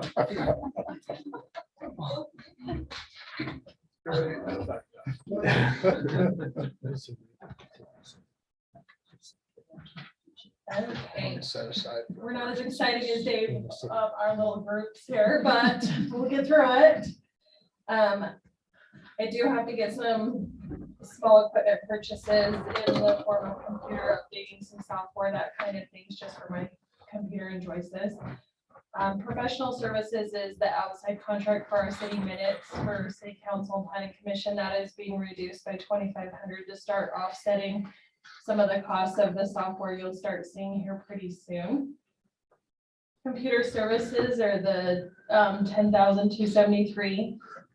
Records management software, which we manage all in a cloud-based system, so it's accessible for all of us. Agenda management software, and then the live cast for the meetings is coming. Travel and training is the $3,825, includes all of my memberships and training I do to kind of stay up on legislative things for the city. We go into kind of a grouping of business related costs. anywhere from office supplies, postage, phone, public notices, things of about $3,610. My goals is innovation and improvement. The last year when I came to you, I was looking towards the meeting management technology, and it will be in place here by the end of this one. We're still working out the kinks on that, but that'll be going live, which will then move into the transparency of limiting some of the written minutes to make it offset with the technology, which will, as I mentioned, lower some of the overall costs with the contract we have, and kind of the hope is for more transparency for residents through this. And then I would move towards kind of the educational purposes of how to utilize this service and the meeting management part of it. Is there anything else anyone has for me? Council, any questions for Susan? All right. Please.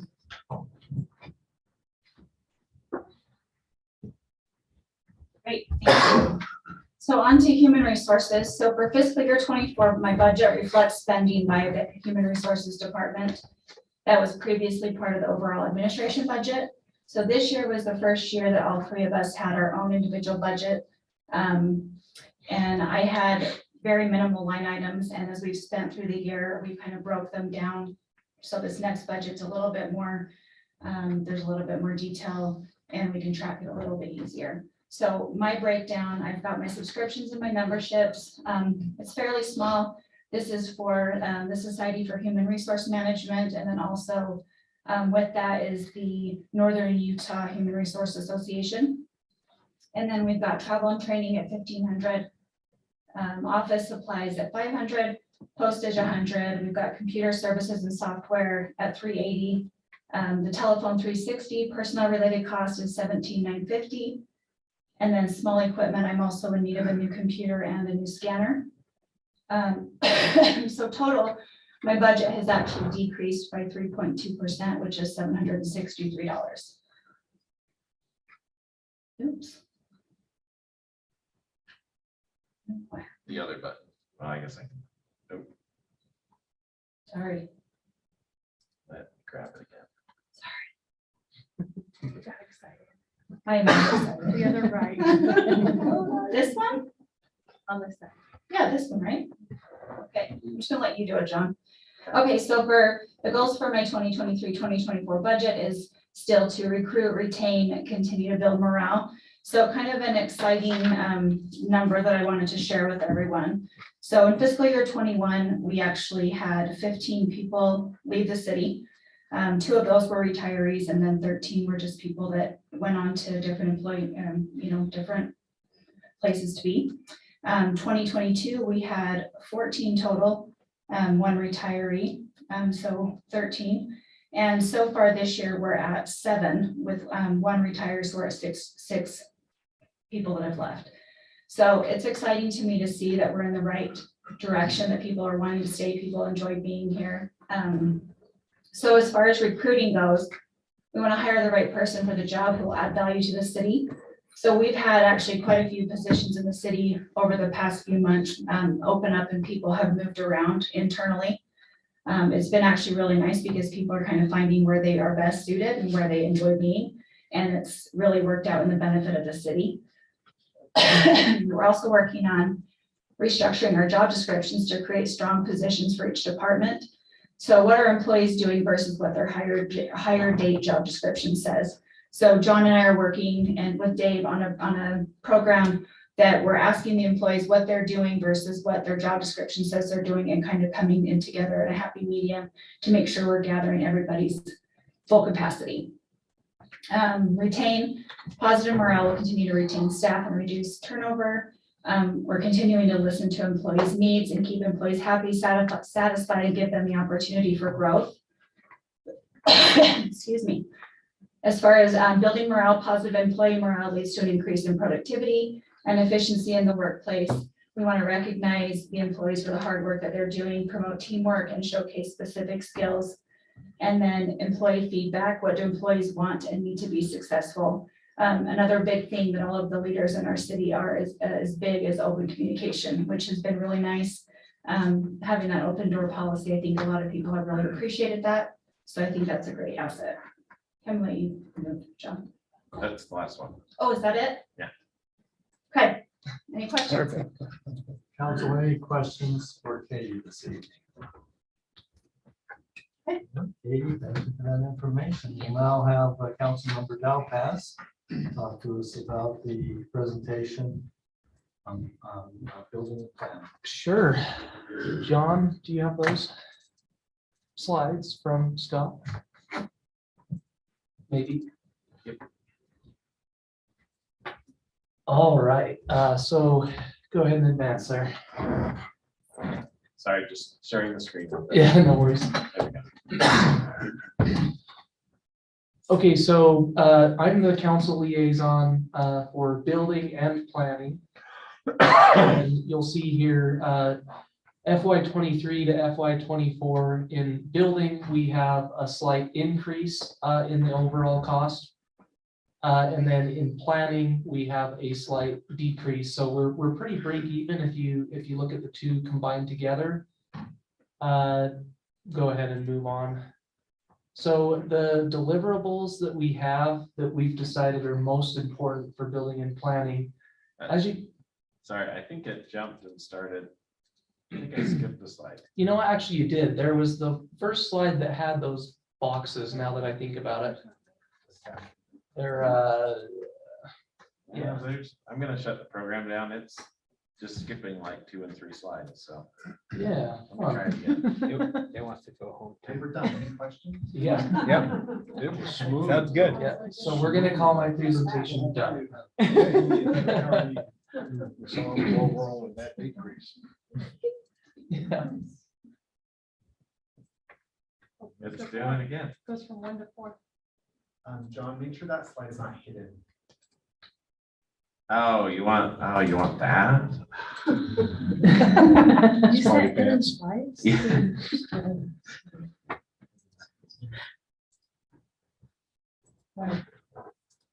Yay, okay. I thought I was diving right into it when you started.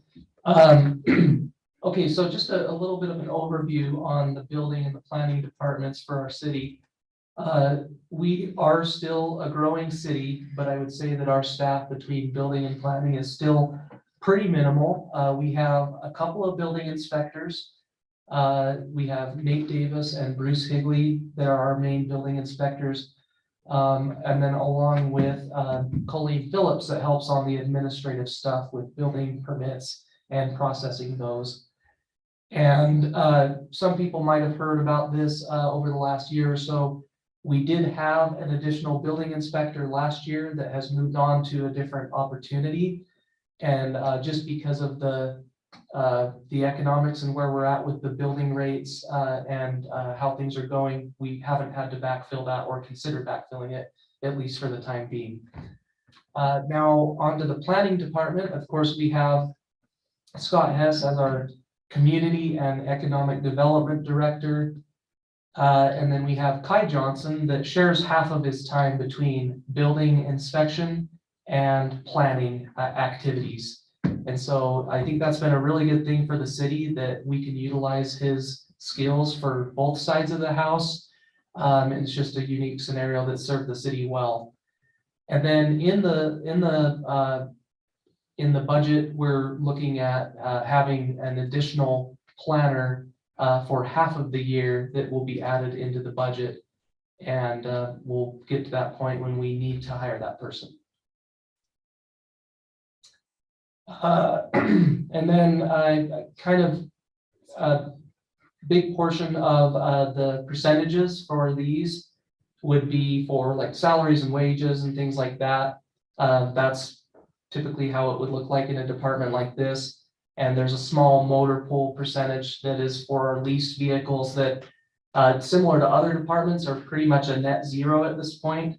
The vehicles that the building department has been utilizing have been fetching a good amount of money back when we're returning them, so that should look really well. Go ahead and move on. And then as I had pointed out before, the difference between the building and planning department, it's pretty break even if you add the two together. The motor pool is going up slightly, but that's usually going to be a net zero scenario. And one thing I'd like to point out on the planning side is that the professional services have gone down substantially. And the reason that that went down is that we do not have to match the WFRC grant that we had last year. So we're going to be having some savings in that department this year. Go ahead. As far as deliverables go, the main thing is our building inspectors and our planning department, they are interfacing with the public and construction individuals on a daily basis. And so it's really important that these people have a consistent quality of service that they're able to provide for the city. And so the deliverables that we say that our building inspectors and our planning department has is quality customer service. That's really important, that if there's somebody that needs something turned around, that they have it in a reasonable amount of time. They help facilitate the development and land use rights. Consistent communications is really important, as you can imagine, for somebody that is in a building inspection scenario or turning around plans, because it's important for people to get their things going.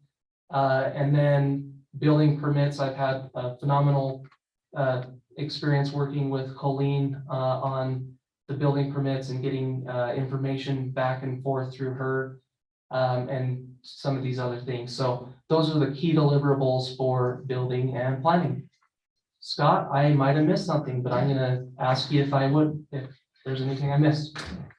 The only thing that I would note is on the staffing chart you saw, Nate Davis is now by title our building official. So that was previously a title held by John. So he's stepped up some of his responsibility in the city and making those final determinations and decisions. And then my title changed to the CED director.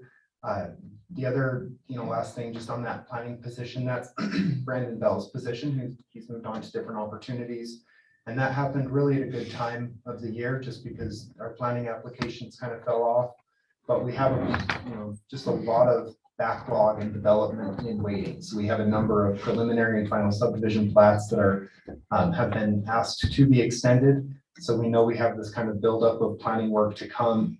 And then the other thing is that this legislative session was called by the legislative liaison for the American Planning Association for Utah.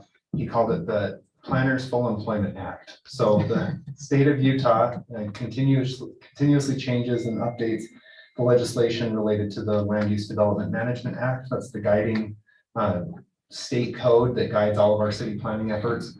And so between general plan considerations for moderate income housing, water planning, and other elements that they're now requiring us to do and track, it's a significant amount of workload on the planners just to make sure that our local laws are compliant with state code. So while we might not see the building permit applications coming in and that being a reason to bring that planner on, there's still this work that's going to be critical and essential in the planning department that we'll just need to figure out how we get done between now and when we backfill that position. Thank you, Scott. Thanks, Scott. Any questions for Councilmember Dowpaz or for Scott this evening? All right, council, you can see there's some things to digest as we move forward in the budgeting process. But we want to give you some information to be thinking about as we present the entire budget. John, do you have any comments you'd like to make on the budgeting process? Sure, thanks, Mayor.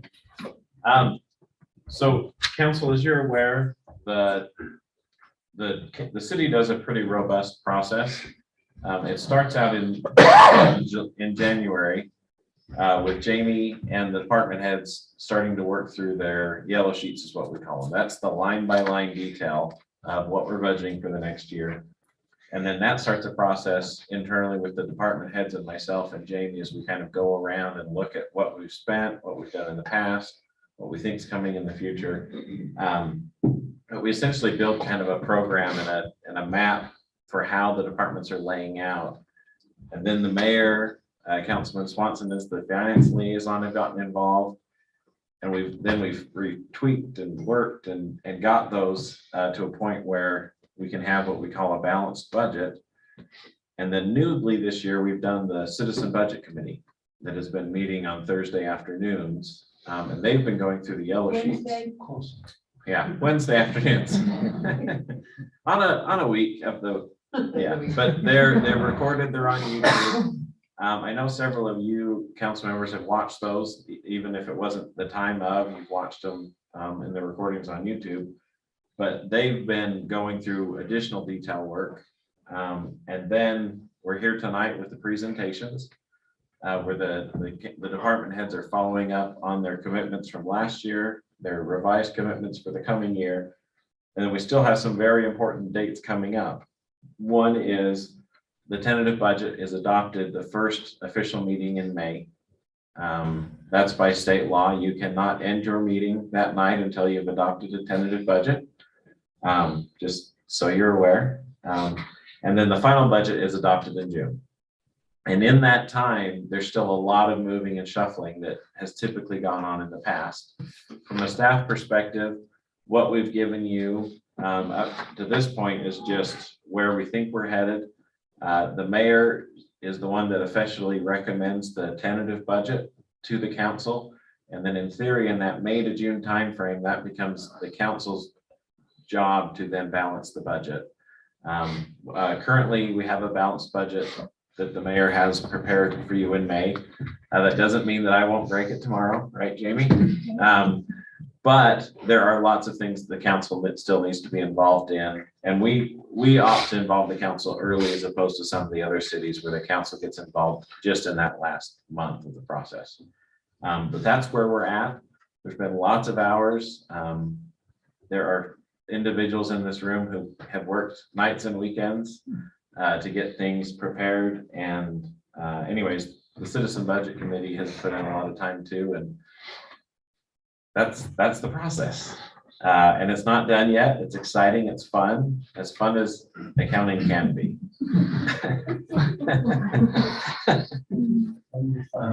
Councilmember Swanson, just a question for you. Yes, sir. Will we be having a report from the budget committee at some point in the future about their assessment and findings and recommendations, or will you be, how will that work? Have you decided on that yet? I believe, it hasn't been decided, but it'd probably be Randy Wynn, the liaison from the audit committee.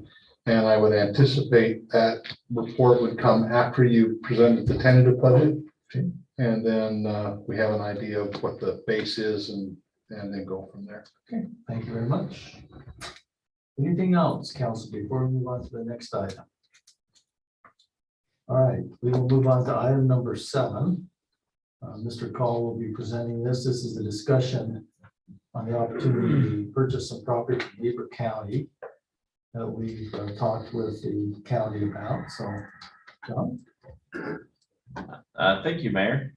So council, the county acquired a piece of property over by Mason Cove. So I'm going to zoom out a little bit so you can see North Ogden Divide is this road, currently still not passable, if I remember. And then the property I'm talking about is up here by Mason Cove. The approximate address that I've given is about 3250 north, 1275 east. And what it is it's this parcel. It's about 4.2 acres, 4.19 acres. It is very steep,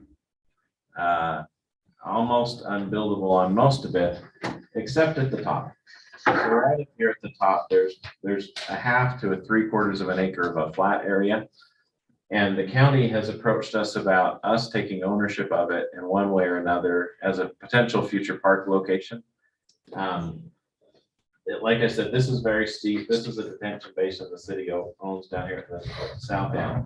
But they acquired it through a tax sale. So when it was foreclosed on for tax liens, no one bid on it, or no one bid enough money on it. So the county ended up with ownership of it. And so to transfer ownership to us, they are asking that we pay the outstanding tax bill, which is $12,527.96. To help even their odds. And then at a future time, when we develop a park on this, that we acknowledge their participation in the property towards this. This area we anticipate it won't be any sort of a park for soccer, football, things like that. It'll be more of a resting park up in the foothills. The Bonneville Shoreline Trail is here. We do anticipate if these properties ever develop, there might be a potential for trail connections between the two, but essentially it'd be a spot that people can sit, maybe a small playground and some benches and trees to be a nice little spot to sit and gather. But the idea is for the money and the lack of park on this side of the city, or this, I say elevation, but this far north, it might be a good opportunity to create a smaller facility that folks can utilize. So the request is for us to give the council or give the county a thumbs up, thumbs down on acquiring the property for the $12,527.96. And then we would enter into a real estate purchase contract that the mayor would sign for that amount and proceed with closing. Okay, thank you, John. Do you have any questions for John, council? All right, if you don't have any questions, I would be looking for a motion to approve the property purchase in Weaver County, located approximately 3250 north and 1275 east. I need a motion to have a motion from the council member. Mayor, I'll move that we approve the purchase of property from Weaver County as discussed. Thank you, Councilmember Swanson. Second. Thank you, Councilmember Ekstrom. Is there any further discussion on this issue? Okay, I don't see any. So with that, we'll do a roll call vote based upon our discussion earlier. Start tonight with you, Councilmember Lopez. Yes. Councilmember Swanson. Yes. Councilmember Severin. Yes. Councilmember Barker. Yes. Councilmember Ekstrom. Yes. Thank you. Motion passes unanimously. We will now move on to, I believe, item number 8, really 7 after the deletion of city's budget. We'll have reports this evening from Councilmember Severin. What's going on in the police department. Then go to Councilmember Ekstrom, who will give us any additional information she feels necessary on the public works after the discussion tonight on budget. And then, of course, we'll end up with Councilmember Barker, who will talk to us about parks and recreation. Start with you, Councilmember Severin. Thank you, Mayor. Appreciate that. Chief Queenie just wanted to remind everybody with the following bullet points. Keep your garage doors closed. With warmer weather comes the greater potential for criminals. Lock your home and vehicle doors. Utilize your lights or your home's outdoor lighting. Make sure you're placing valuables out of sight in your vehicles. Lock the cars at places of business, trailheads, and other outdoor parking. Chief, it sounds like we're having some issues. Yeah, but we will. But we will. So remember, as we approach this season. Let's be proactive. And we're being proactive. Last bullet point here was to report suspicious activity immediately. And sadly, if you happen to be in a domestic violence situation, our victim advocate can help. Even if you've not made a police report, please reach out to the victim advocate or an officer for resources if you need them. And last but not least, on Saturday, April 22nd at Smith's from 10 a.m. to 2 p.m. will be the prescription drug take back program. Thank you, Councilmember Severin, with the help of Mr. Call. Maybe we can get a brief update on the public safety building progress and the anticipated completion date there. Mr. Call? Yes, they should be pouring concrete in the next couple of weeks. Most of the underground plumbing and electrical is completed. And from there, I think you'll be surprised how quickly the walls and roof end up on that building. So this has been long awaited. and we are excited. We are fighting over doors at this point and things that haven't even thought of being installed yet, but equipment is, and lead times is still going to be a problem. Our generator, for example, will not be here for another 12 months, even though we ordered it 6 months ago. So maybe not 6 months, but a while ago. It's going to take another 12 months to get here. So, but it is progressing. Just a reminder, if you would like to visit the site as an official city employee, please stop by the work trailer. Jake would be more than happy to give you a tour, but want to make sure you have the appropriate equipment, safety equipment, and are supervised because construction sites are not very safe locations. So Anticipated completion date now, I think it's been moved with the weather. so they're calling, they're doing what they call the punch list in November, meaning that's when they'll walk through and do the final checks. We would in theory be taking ownership, complete ownership in December. And then the final completion is when the generator shows up in March. So.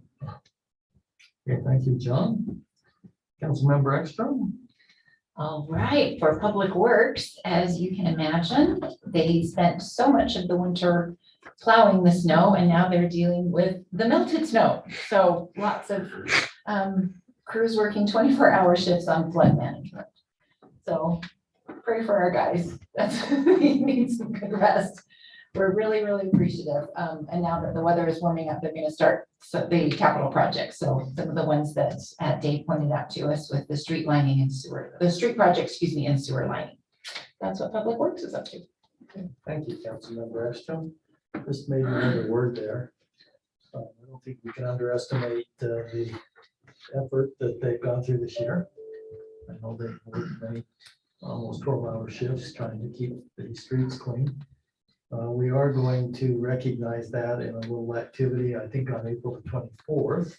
And if there are any citizens here who feel like they did a good job and would like to contribute to that activity, we're always open to do so. And I know many of the council members will be participating in that activity to recognize their efforts. So thank you for that report. All right, Councilmember Barker, anything you'd like to report this evening? Yes, Parks is out getting ready. They've hired a couple seasonals already. They're working after school about 3 to 5.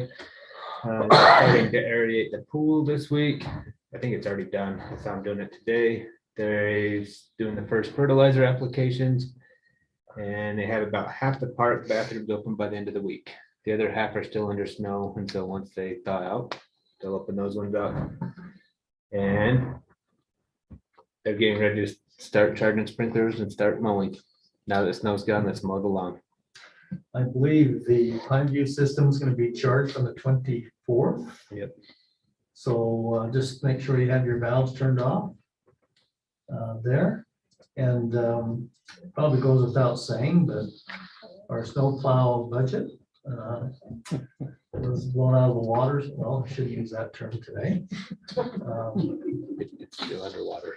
Which gave me mind, I had to ask you this. I received a text from some citizens wondering if they could pick up any bags tonight. I guess they're having rising water. Yeah, I think we have, like I said, she mentioned that we're working 24, so we have guys, we can get it open. I think it is open actually. But Okay, I will respond to the citizen then. So not only did we exceed our snowplow budget, but you can see what the snow did to the roads. So we have lots of road work to do. So just so you can anticipate that in our budgeting process. Council, thank you for those reports. We'll now go to item number 9. Public comments. Chief, I think there's some questions that came earlier on the flock system that you may want to address. But let's hear if we have any more comments from citizens first. Council, if you have any questions you'd like to answer, now would be the time after we hear additional public comments.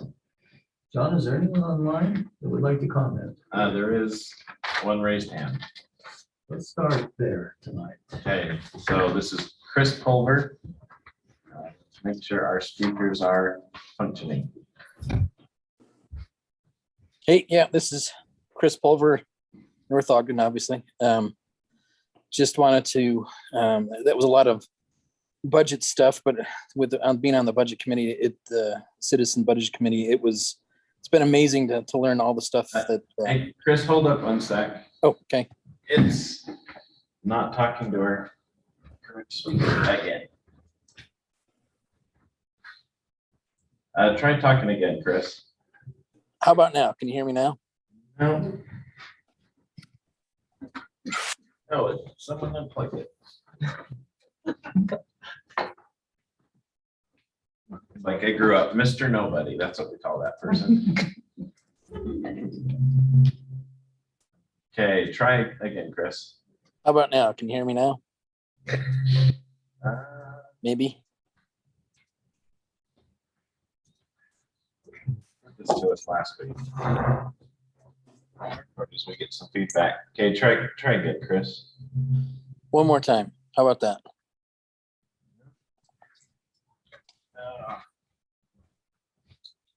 John, maybe you could interpret what he has to say there after he states it. Well, but just basically the fact that being in the budget committee and learning all the new stuff, that getting into the details, it just shows how well I think the city is being run currently, and the enormous effort the staff is doing to get through the budget and understand what needs to be done. And as a service, basically organization, that they're doing really good. So that was just my only minor comment. Thank you, Chris. I think I heard that just saying he's appreciative as a member of the Budget Review Committee for the great work that the staff is doing and the information that's being provided.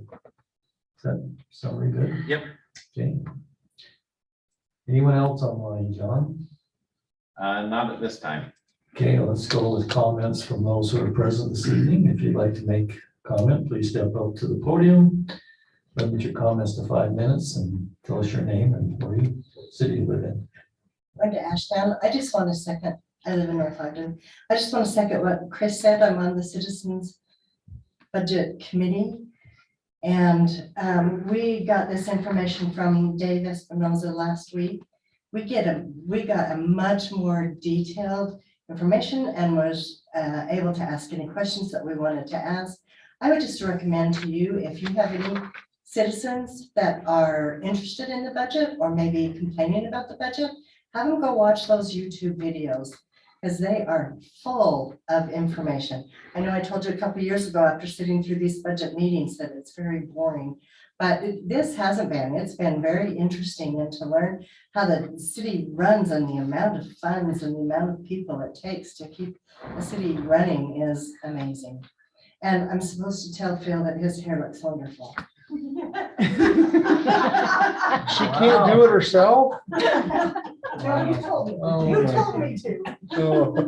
Oh, that's right. And I think, Brenda, those comments, Is this what it was like? I think it's much more complicated than it looks like on the surface. Phil, we just So, Doug? Shoulder Doug Anderson, North Ogden. No comment about hair.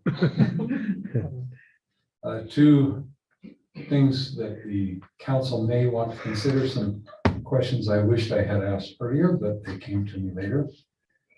One, as the chief mentioned, North Ogden is I think he said the third safest city in Utah. Do we really need this clock system? Second question, which are the other two cities? If we're the third safest city, what are the other two cities even safer than us? And do they have this block system? A couple of thoughts to consider. So just a little response there. I think we actually moved to the 9th safest city this year on the latest list I saw, 9th or 10th. We're in the top 10, but I think that the chief, just, I don't want to speak for him, But our job is to remain safe. You have to be proactive instead of reactive. And so I think that's part of the approach, but we did fall, I think, from fifth, was it, council? Number 7, I think we were 5th. Latest list I saw, we were 9th. Okay, do I get an extra 30 seconds? Sure. Thank you. Now, the last thing that I have come prepared to present. It is no secret that in society nowadays, there is a general trend toward progressive secularism and away from a belief in God and away from religion in any form. People seem to be losing faith in God, disrespecting each other, and even devaluing life itself. I think I need not enumerate details or examples. The time-honored principles and values upon which this country was founded are being challenged, mocked, and undermined. Some of these attacks are blatant and obvious. Some are slow and subtle. Our inspired Constitution is being reinterpreted or sometimes outrightly ignored by those entrusted to support and safeguard it. It seems like the separation of powers so wisely put in place is bypassed by those who would want to dictate to us, enforcing their will with fear, fines, Facebook, and more. Even here in our own city, it seems like there is some tendency to diminish the importance of religion. It is with sadness that I see the agenda for today was changed from starting the meeting with an invocation to starting with a thought or invocation. I do not know exactly how that change came about, but I do know when it happened. And I do know that it was not done with the approval of the city council in a public city council meeting. I also know that for as long as I can remember, until tonight, every city council meeting began with an invocation, and all city council members in this room have taken their turns. It's a matter of record.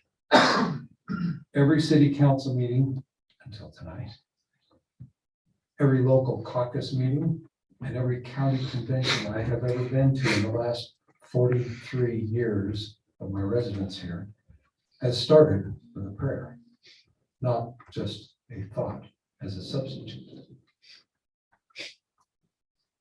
I do appreciate wisdom shared by others. I would not exclude anyone who wishes to give a thought in addition to the invocation. And in the spirit of inclusivity, I would give everyone the opportunity to offer either one or both. But if you allow the exclusion of prayer, you are excluding the most important one who should be part of every meeting. Now, we voted you into office because we believed you would make good, sound decisions. Excuse me, and I trust that you will continue to do so. So what now? I see 3 options. We can view this change as a simple clerical oversight and simply change it back to the way it's been for literally decades. Number 2, we can make a motion and call for a vote right now. Your time is, even with your 30 seconds is expiring, so if you would proceed. All right, but number 3, we can put it on the agenda for next time and discuss it and decide after further soul searching and deliberation. Actually, I don't like numbers 2 or 3. I feel ashamed to think that for something so basic and generally accepted, that we think we need to vote on it. So I move that we choose number 1. Thank you. Okay, thank you. I'm going to turn to our city recorder for a minute. I believe this has been on the agenda for several years, and then I'm going to ask our city attorney to comment. I think we did this, and the council voted on this so that we would have the option for prayer and in compliance with laws, John. So I believe this was not just changed this evening. Susan, would you address that, please? Yes, so our agenda management had been built into it. And Councilmember Swanson brought it to my attention that it hadn't been popping out both of them. It defaults it when I create it. And he reminded me that we passed that in your rules and procedures technically. John has it here. I think 2018. So it's been passed for years, but it was just our agenda management for some reason stopped doing it the way we had created it to. And he brought it to my attention, so I just made sure I manually corrected it, and then Joyce went and had them physically change But it. this has been on the agenda before. It may have slipped with the new, Yeah, but this is nothing this is new. not the first time. No, since 2018, this has been our rules. That it's, what does it state? Sorry. So what it says is, the mayor and council members alternate presenting a moment of reflection appropriate to the occasion, which is intended to set the tone for the meeting. The moment of reflection may consist of a prayer, quote, thought, etc. of the elected officials choosing. And then it goes on to say that members of the public can be invited to do invocations and moments of reflections. And I believe, John, I know we went to a training council member, actually was with me with Councilmember Stoker, and basically the Utah League of Cities and Towns said, if you want to have the option to pray in a meeting, then you have to have the option for people not to pray in a meeting by law. Is that correct? Or is it? Yeah, that's been their recommendation, is to let the individual who's giving the moment of reflection or invocation the option. And I can say, Doug, there have been many council meetings I've attended where a thought has been given. I know Councilmember Swanson has done that several times. I think others have. For 5 years, I've done that. So this is not new. So I hope that you can look back on those and see that that is facts of the matter. So, okay, is there anyone else that would like to make a comment this evening? I do have a, oh, sorry. John, do you have something you'd like to add, please? Oh, there was a raised hand earlier, but it's gone down. So I was going back to the Zoom screen. Okay, have you answered the question? Okay, Chief, do you want to maybe answer a couple of those questions that arise about flock? Try and get as many as I jotted down here, and then hopefully council's made a couple of notes as well. I just want to reiterate that this is a contract between us and Flock, and it's more binding to them than it is us. And if at any time we feel like that there is a breach of this contract, we tell them to come get their cameras.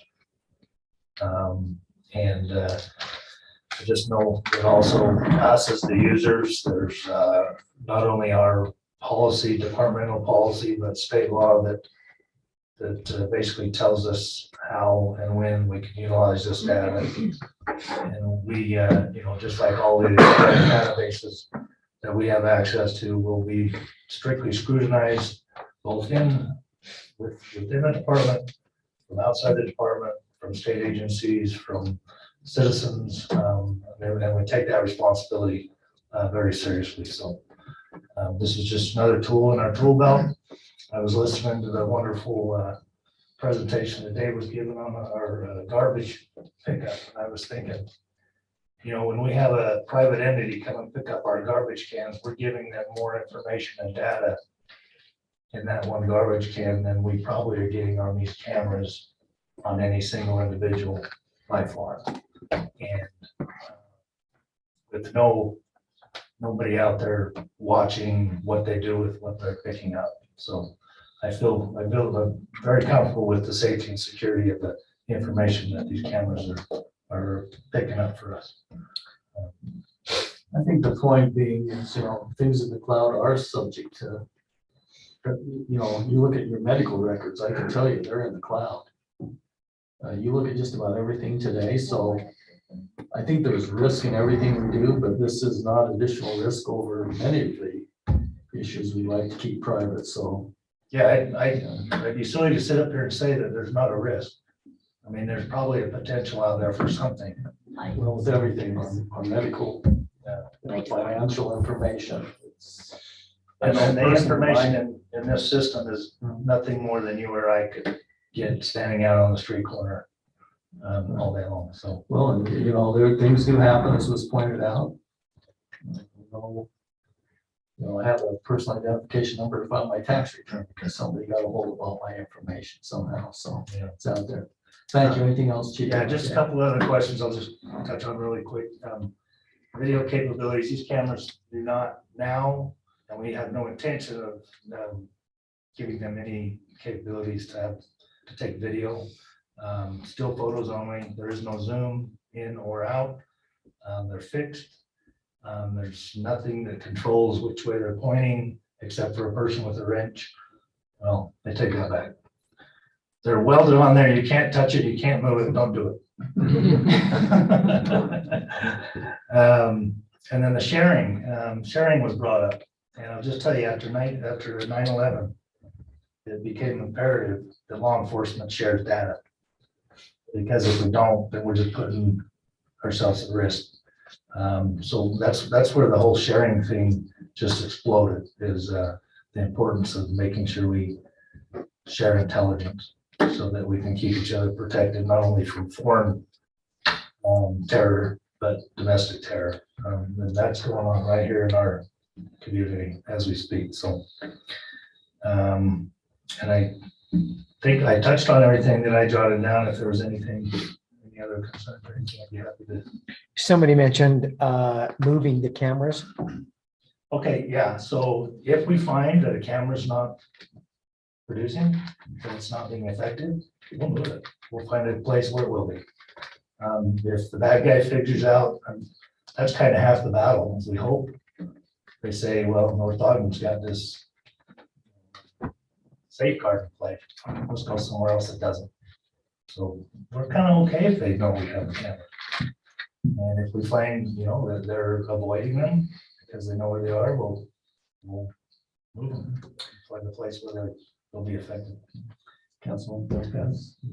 Another resident question that was brought up is, will the actual locations of each be known? Obviously, many of us have seen some of the locations, but will it be made available? We weren't intending on actually posting anything that says, here's where all 10 cameras are, but if I agree. That was a question. So I don't think we should be publicly saying where each location is. It doesn't make sense to me, but I just wanted to make sure it was brought up. And I'll just tell you, if you wanted to get, ask me offline, I'll tell you. If you want me to disclose it here in a public meeting, I will. If the citizen wants to come in my office, which my door's always open, I'd be happy to disclose that information. Chief, John likes scavenger hunts. Chief, one other question. There was a concern about pushing criminals into residential areas where the cameras aren't. What's your take on that?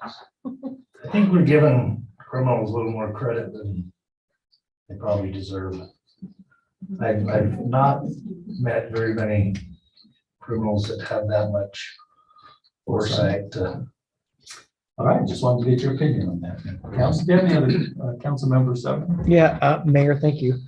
Chief, I would say that we don't give out that information, even in a private conversation or not, in my opinion. Any other questions or comments for the chief while it's here? Councilmember Swanson. I agree with Councilmember Severing. It's pretty much a policy of all law enforcement agencies that they don't publicly disclose all of their tactics and things to the general public for obvious reasons. They're pretty visible where they are. There's no attempt to hide them. And so when you find them, you find them. John, have fun on the scavenger hunt. He likes those. I know he does. Chief, thank you very much. Give him an Easter egg when he finds them all. Yeah, council member action, please. I just had a quick comment. There's inherent risk in life. Every age has its risky factors. You know, we don't live in an age where we're all dying of diphtheria and cholera. You know, life is risky. We're just trying to mitigate some of that risk of being a victim from crimes. And so that's why I really support this. I mean, there is a lot of stuff that can be done with big data. What the federal government has access to kind of keeps me up at night sometimes. But, you know, that's inherent in this society and the age that we live in. And so it's kind of like, well, you know, we know life is dangerous, life is risky, and we do the best we can. And I appreciate our local police department and what you do, Chief, to keep us safe as much as safe can be kept. So thank you. Thank you. Okay, thank you, Chief. Well, thanks for all you do. Thanks, council, for your comments. We still have public comments if there's any that would like to, you'd like to step up to the podium here. And once again, state your name and keep your comments 5 minutes or less. Thank you. Candace Romani, North Ogden. My only question is what is the level frequency of auditing on the system? And thank you. Chief, would you like to maybe address that? How often it's audited for compliance with their procedures and ours? So that's part of this Senate Bill 250, the auditing, and we are in the process of putting that in policy. And we've been tossing around 3 months. And that auditing data has to be kept for 5 years. Is that submitted to the state? No, we keep that internally. We In keep case that they internally. we're subject to audit by the. Yeah, we would do internal audits. Our administrators over the system would do those periodic audits on the users to make sure there's no use of the system or misuse. Chief, I would just recommend that we have some separation, so perhaps you sign off on those or review those. Not that we can't trust our administrators, but I think it's good to have those reviewed from an independent standpoint, just so. Yeah. Okay, thank you very much. Anyone else this evening? Okay. Mayor, I got the hand back on Zoom. You got the hand back on Zoom. Okay. Let's go with the hand on Zoom. This is Susan Kilborn. All right. Oh my gosh, you know what? I had my hand up and down and up and down. I thought I turned it down, so I have no comment. That's my comment, except to Blake, maybe. And he knows what I'm talking about. My hair doesn't look as nice as Phil's tonight, maybe. I don't know. I actually was going to ask John if, just especially for us ladies out here, if just for like 2 or 3 seconds, do a close up on Fabio's hair. I'm not sure John is the one we want to be talking to about there. That's not the close up I was looking for, but okay. Just wanted to leave the council on a happy note. Everybody just be happy. Okay, and Susan, thank you, by the way, before I forget. Susan is going to participate in a recognition of the snowplow drivers by providing twice baked potatoes. So thank you, Susan, for your appreciation of the snowplow folks. Oh, now I'm in for good. Okay, Yeah, thanks, you're Mayor. committed. You're definitely committed. All right, is there any other comments from council this evening? Councilmember Swanson, please. Yeah, I just, Doug, I really appreciate your passion for the beliefs that you have. We have to remember, though, that one, there's a constitutional mandate separate. It's called the Establishment Clause.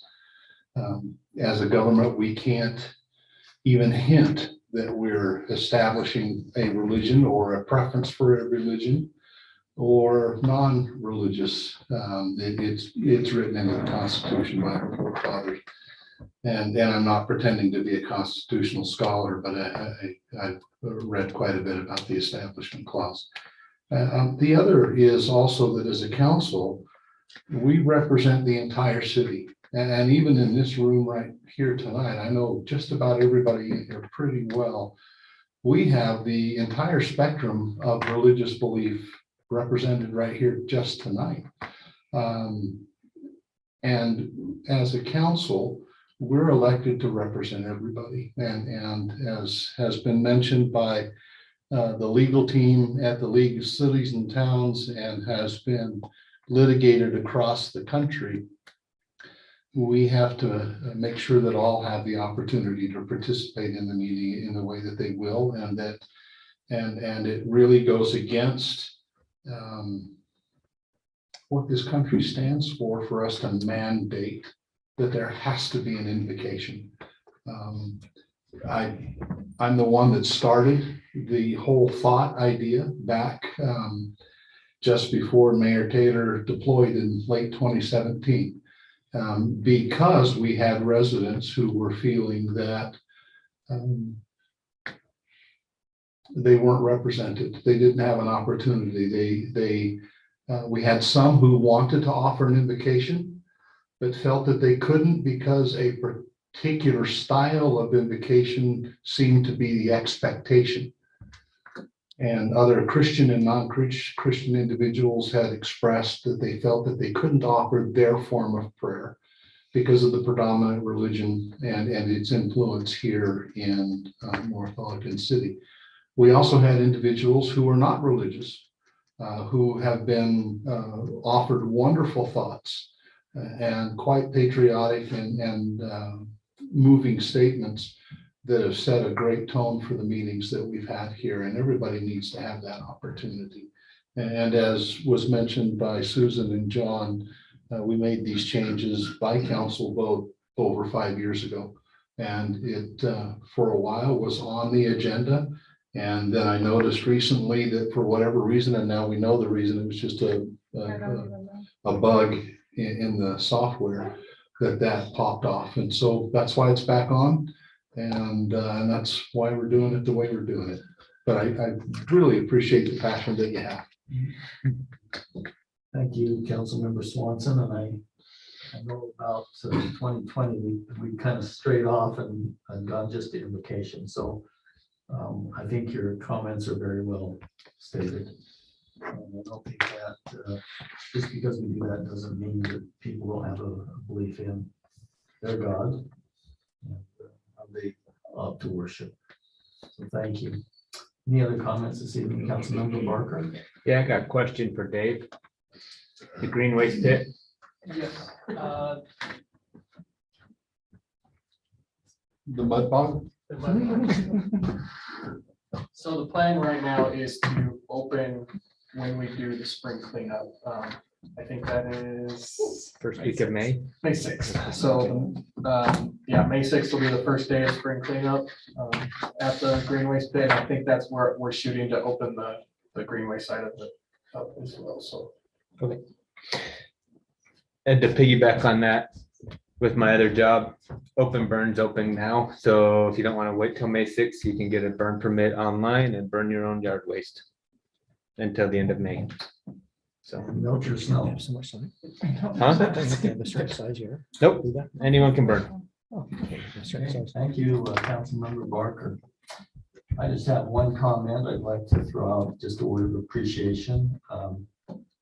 In my conversations with John, we are moving along with the sound down at the amphitheater. And we're appreciative of Mr. Casey, Mr. John Casey's involvement. I think he's given us some good insight. And it's something, John, on how we should approach this. So always good to have citizen involvement. Anything else? Councilmember Severin. Mayor, I was just curious, when do we feel like that will be installed?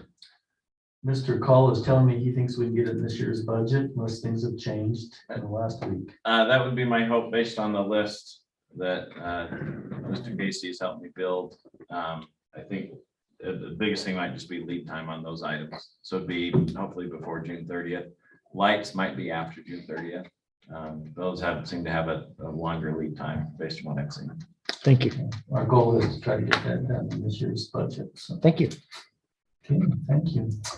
With that, council, I would seek a motion to enter into a closed meeting for reasons related to the state code 52-4-205-1A regarding character, professional competence, or physical and mental health of an individual. Do we have a motion to enter into a closed meeting? So moved. Councilmember Ekstrom, do we have a second to that motion? Second. Second by Councilmember Dowpaz. Any questions or comments? Can we take a 5-minute recess? Yes, we can. As soon as we have a motion to go to the closed meeting. All in favor? Aye. Aye. Any opposed? Thank you. We'll dismiss everyone here in the room that's not on the council.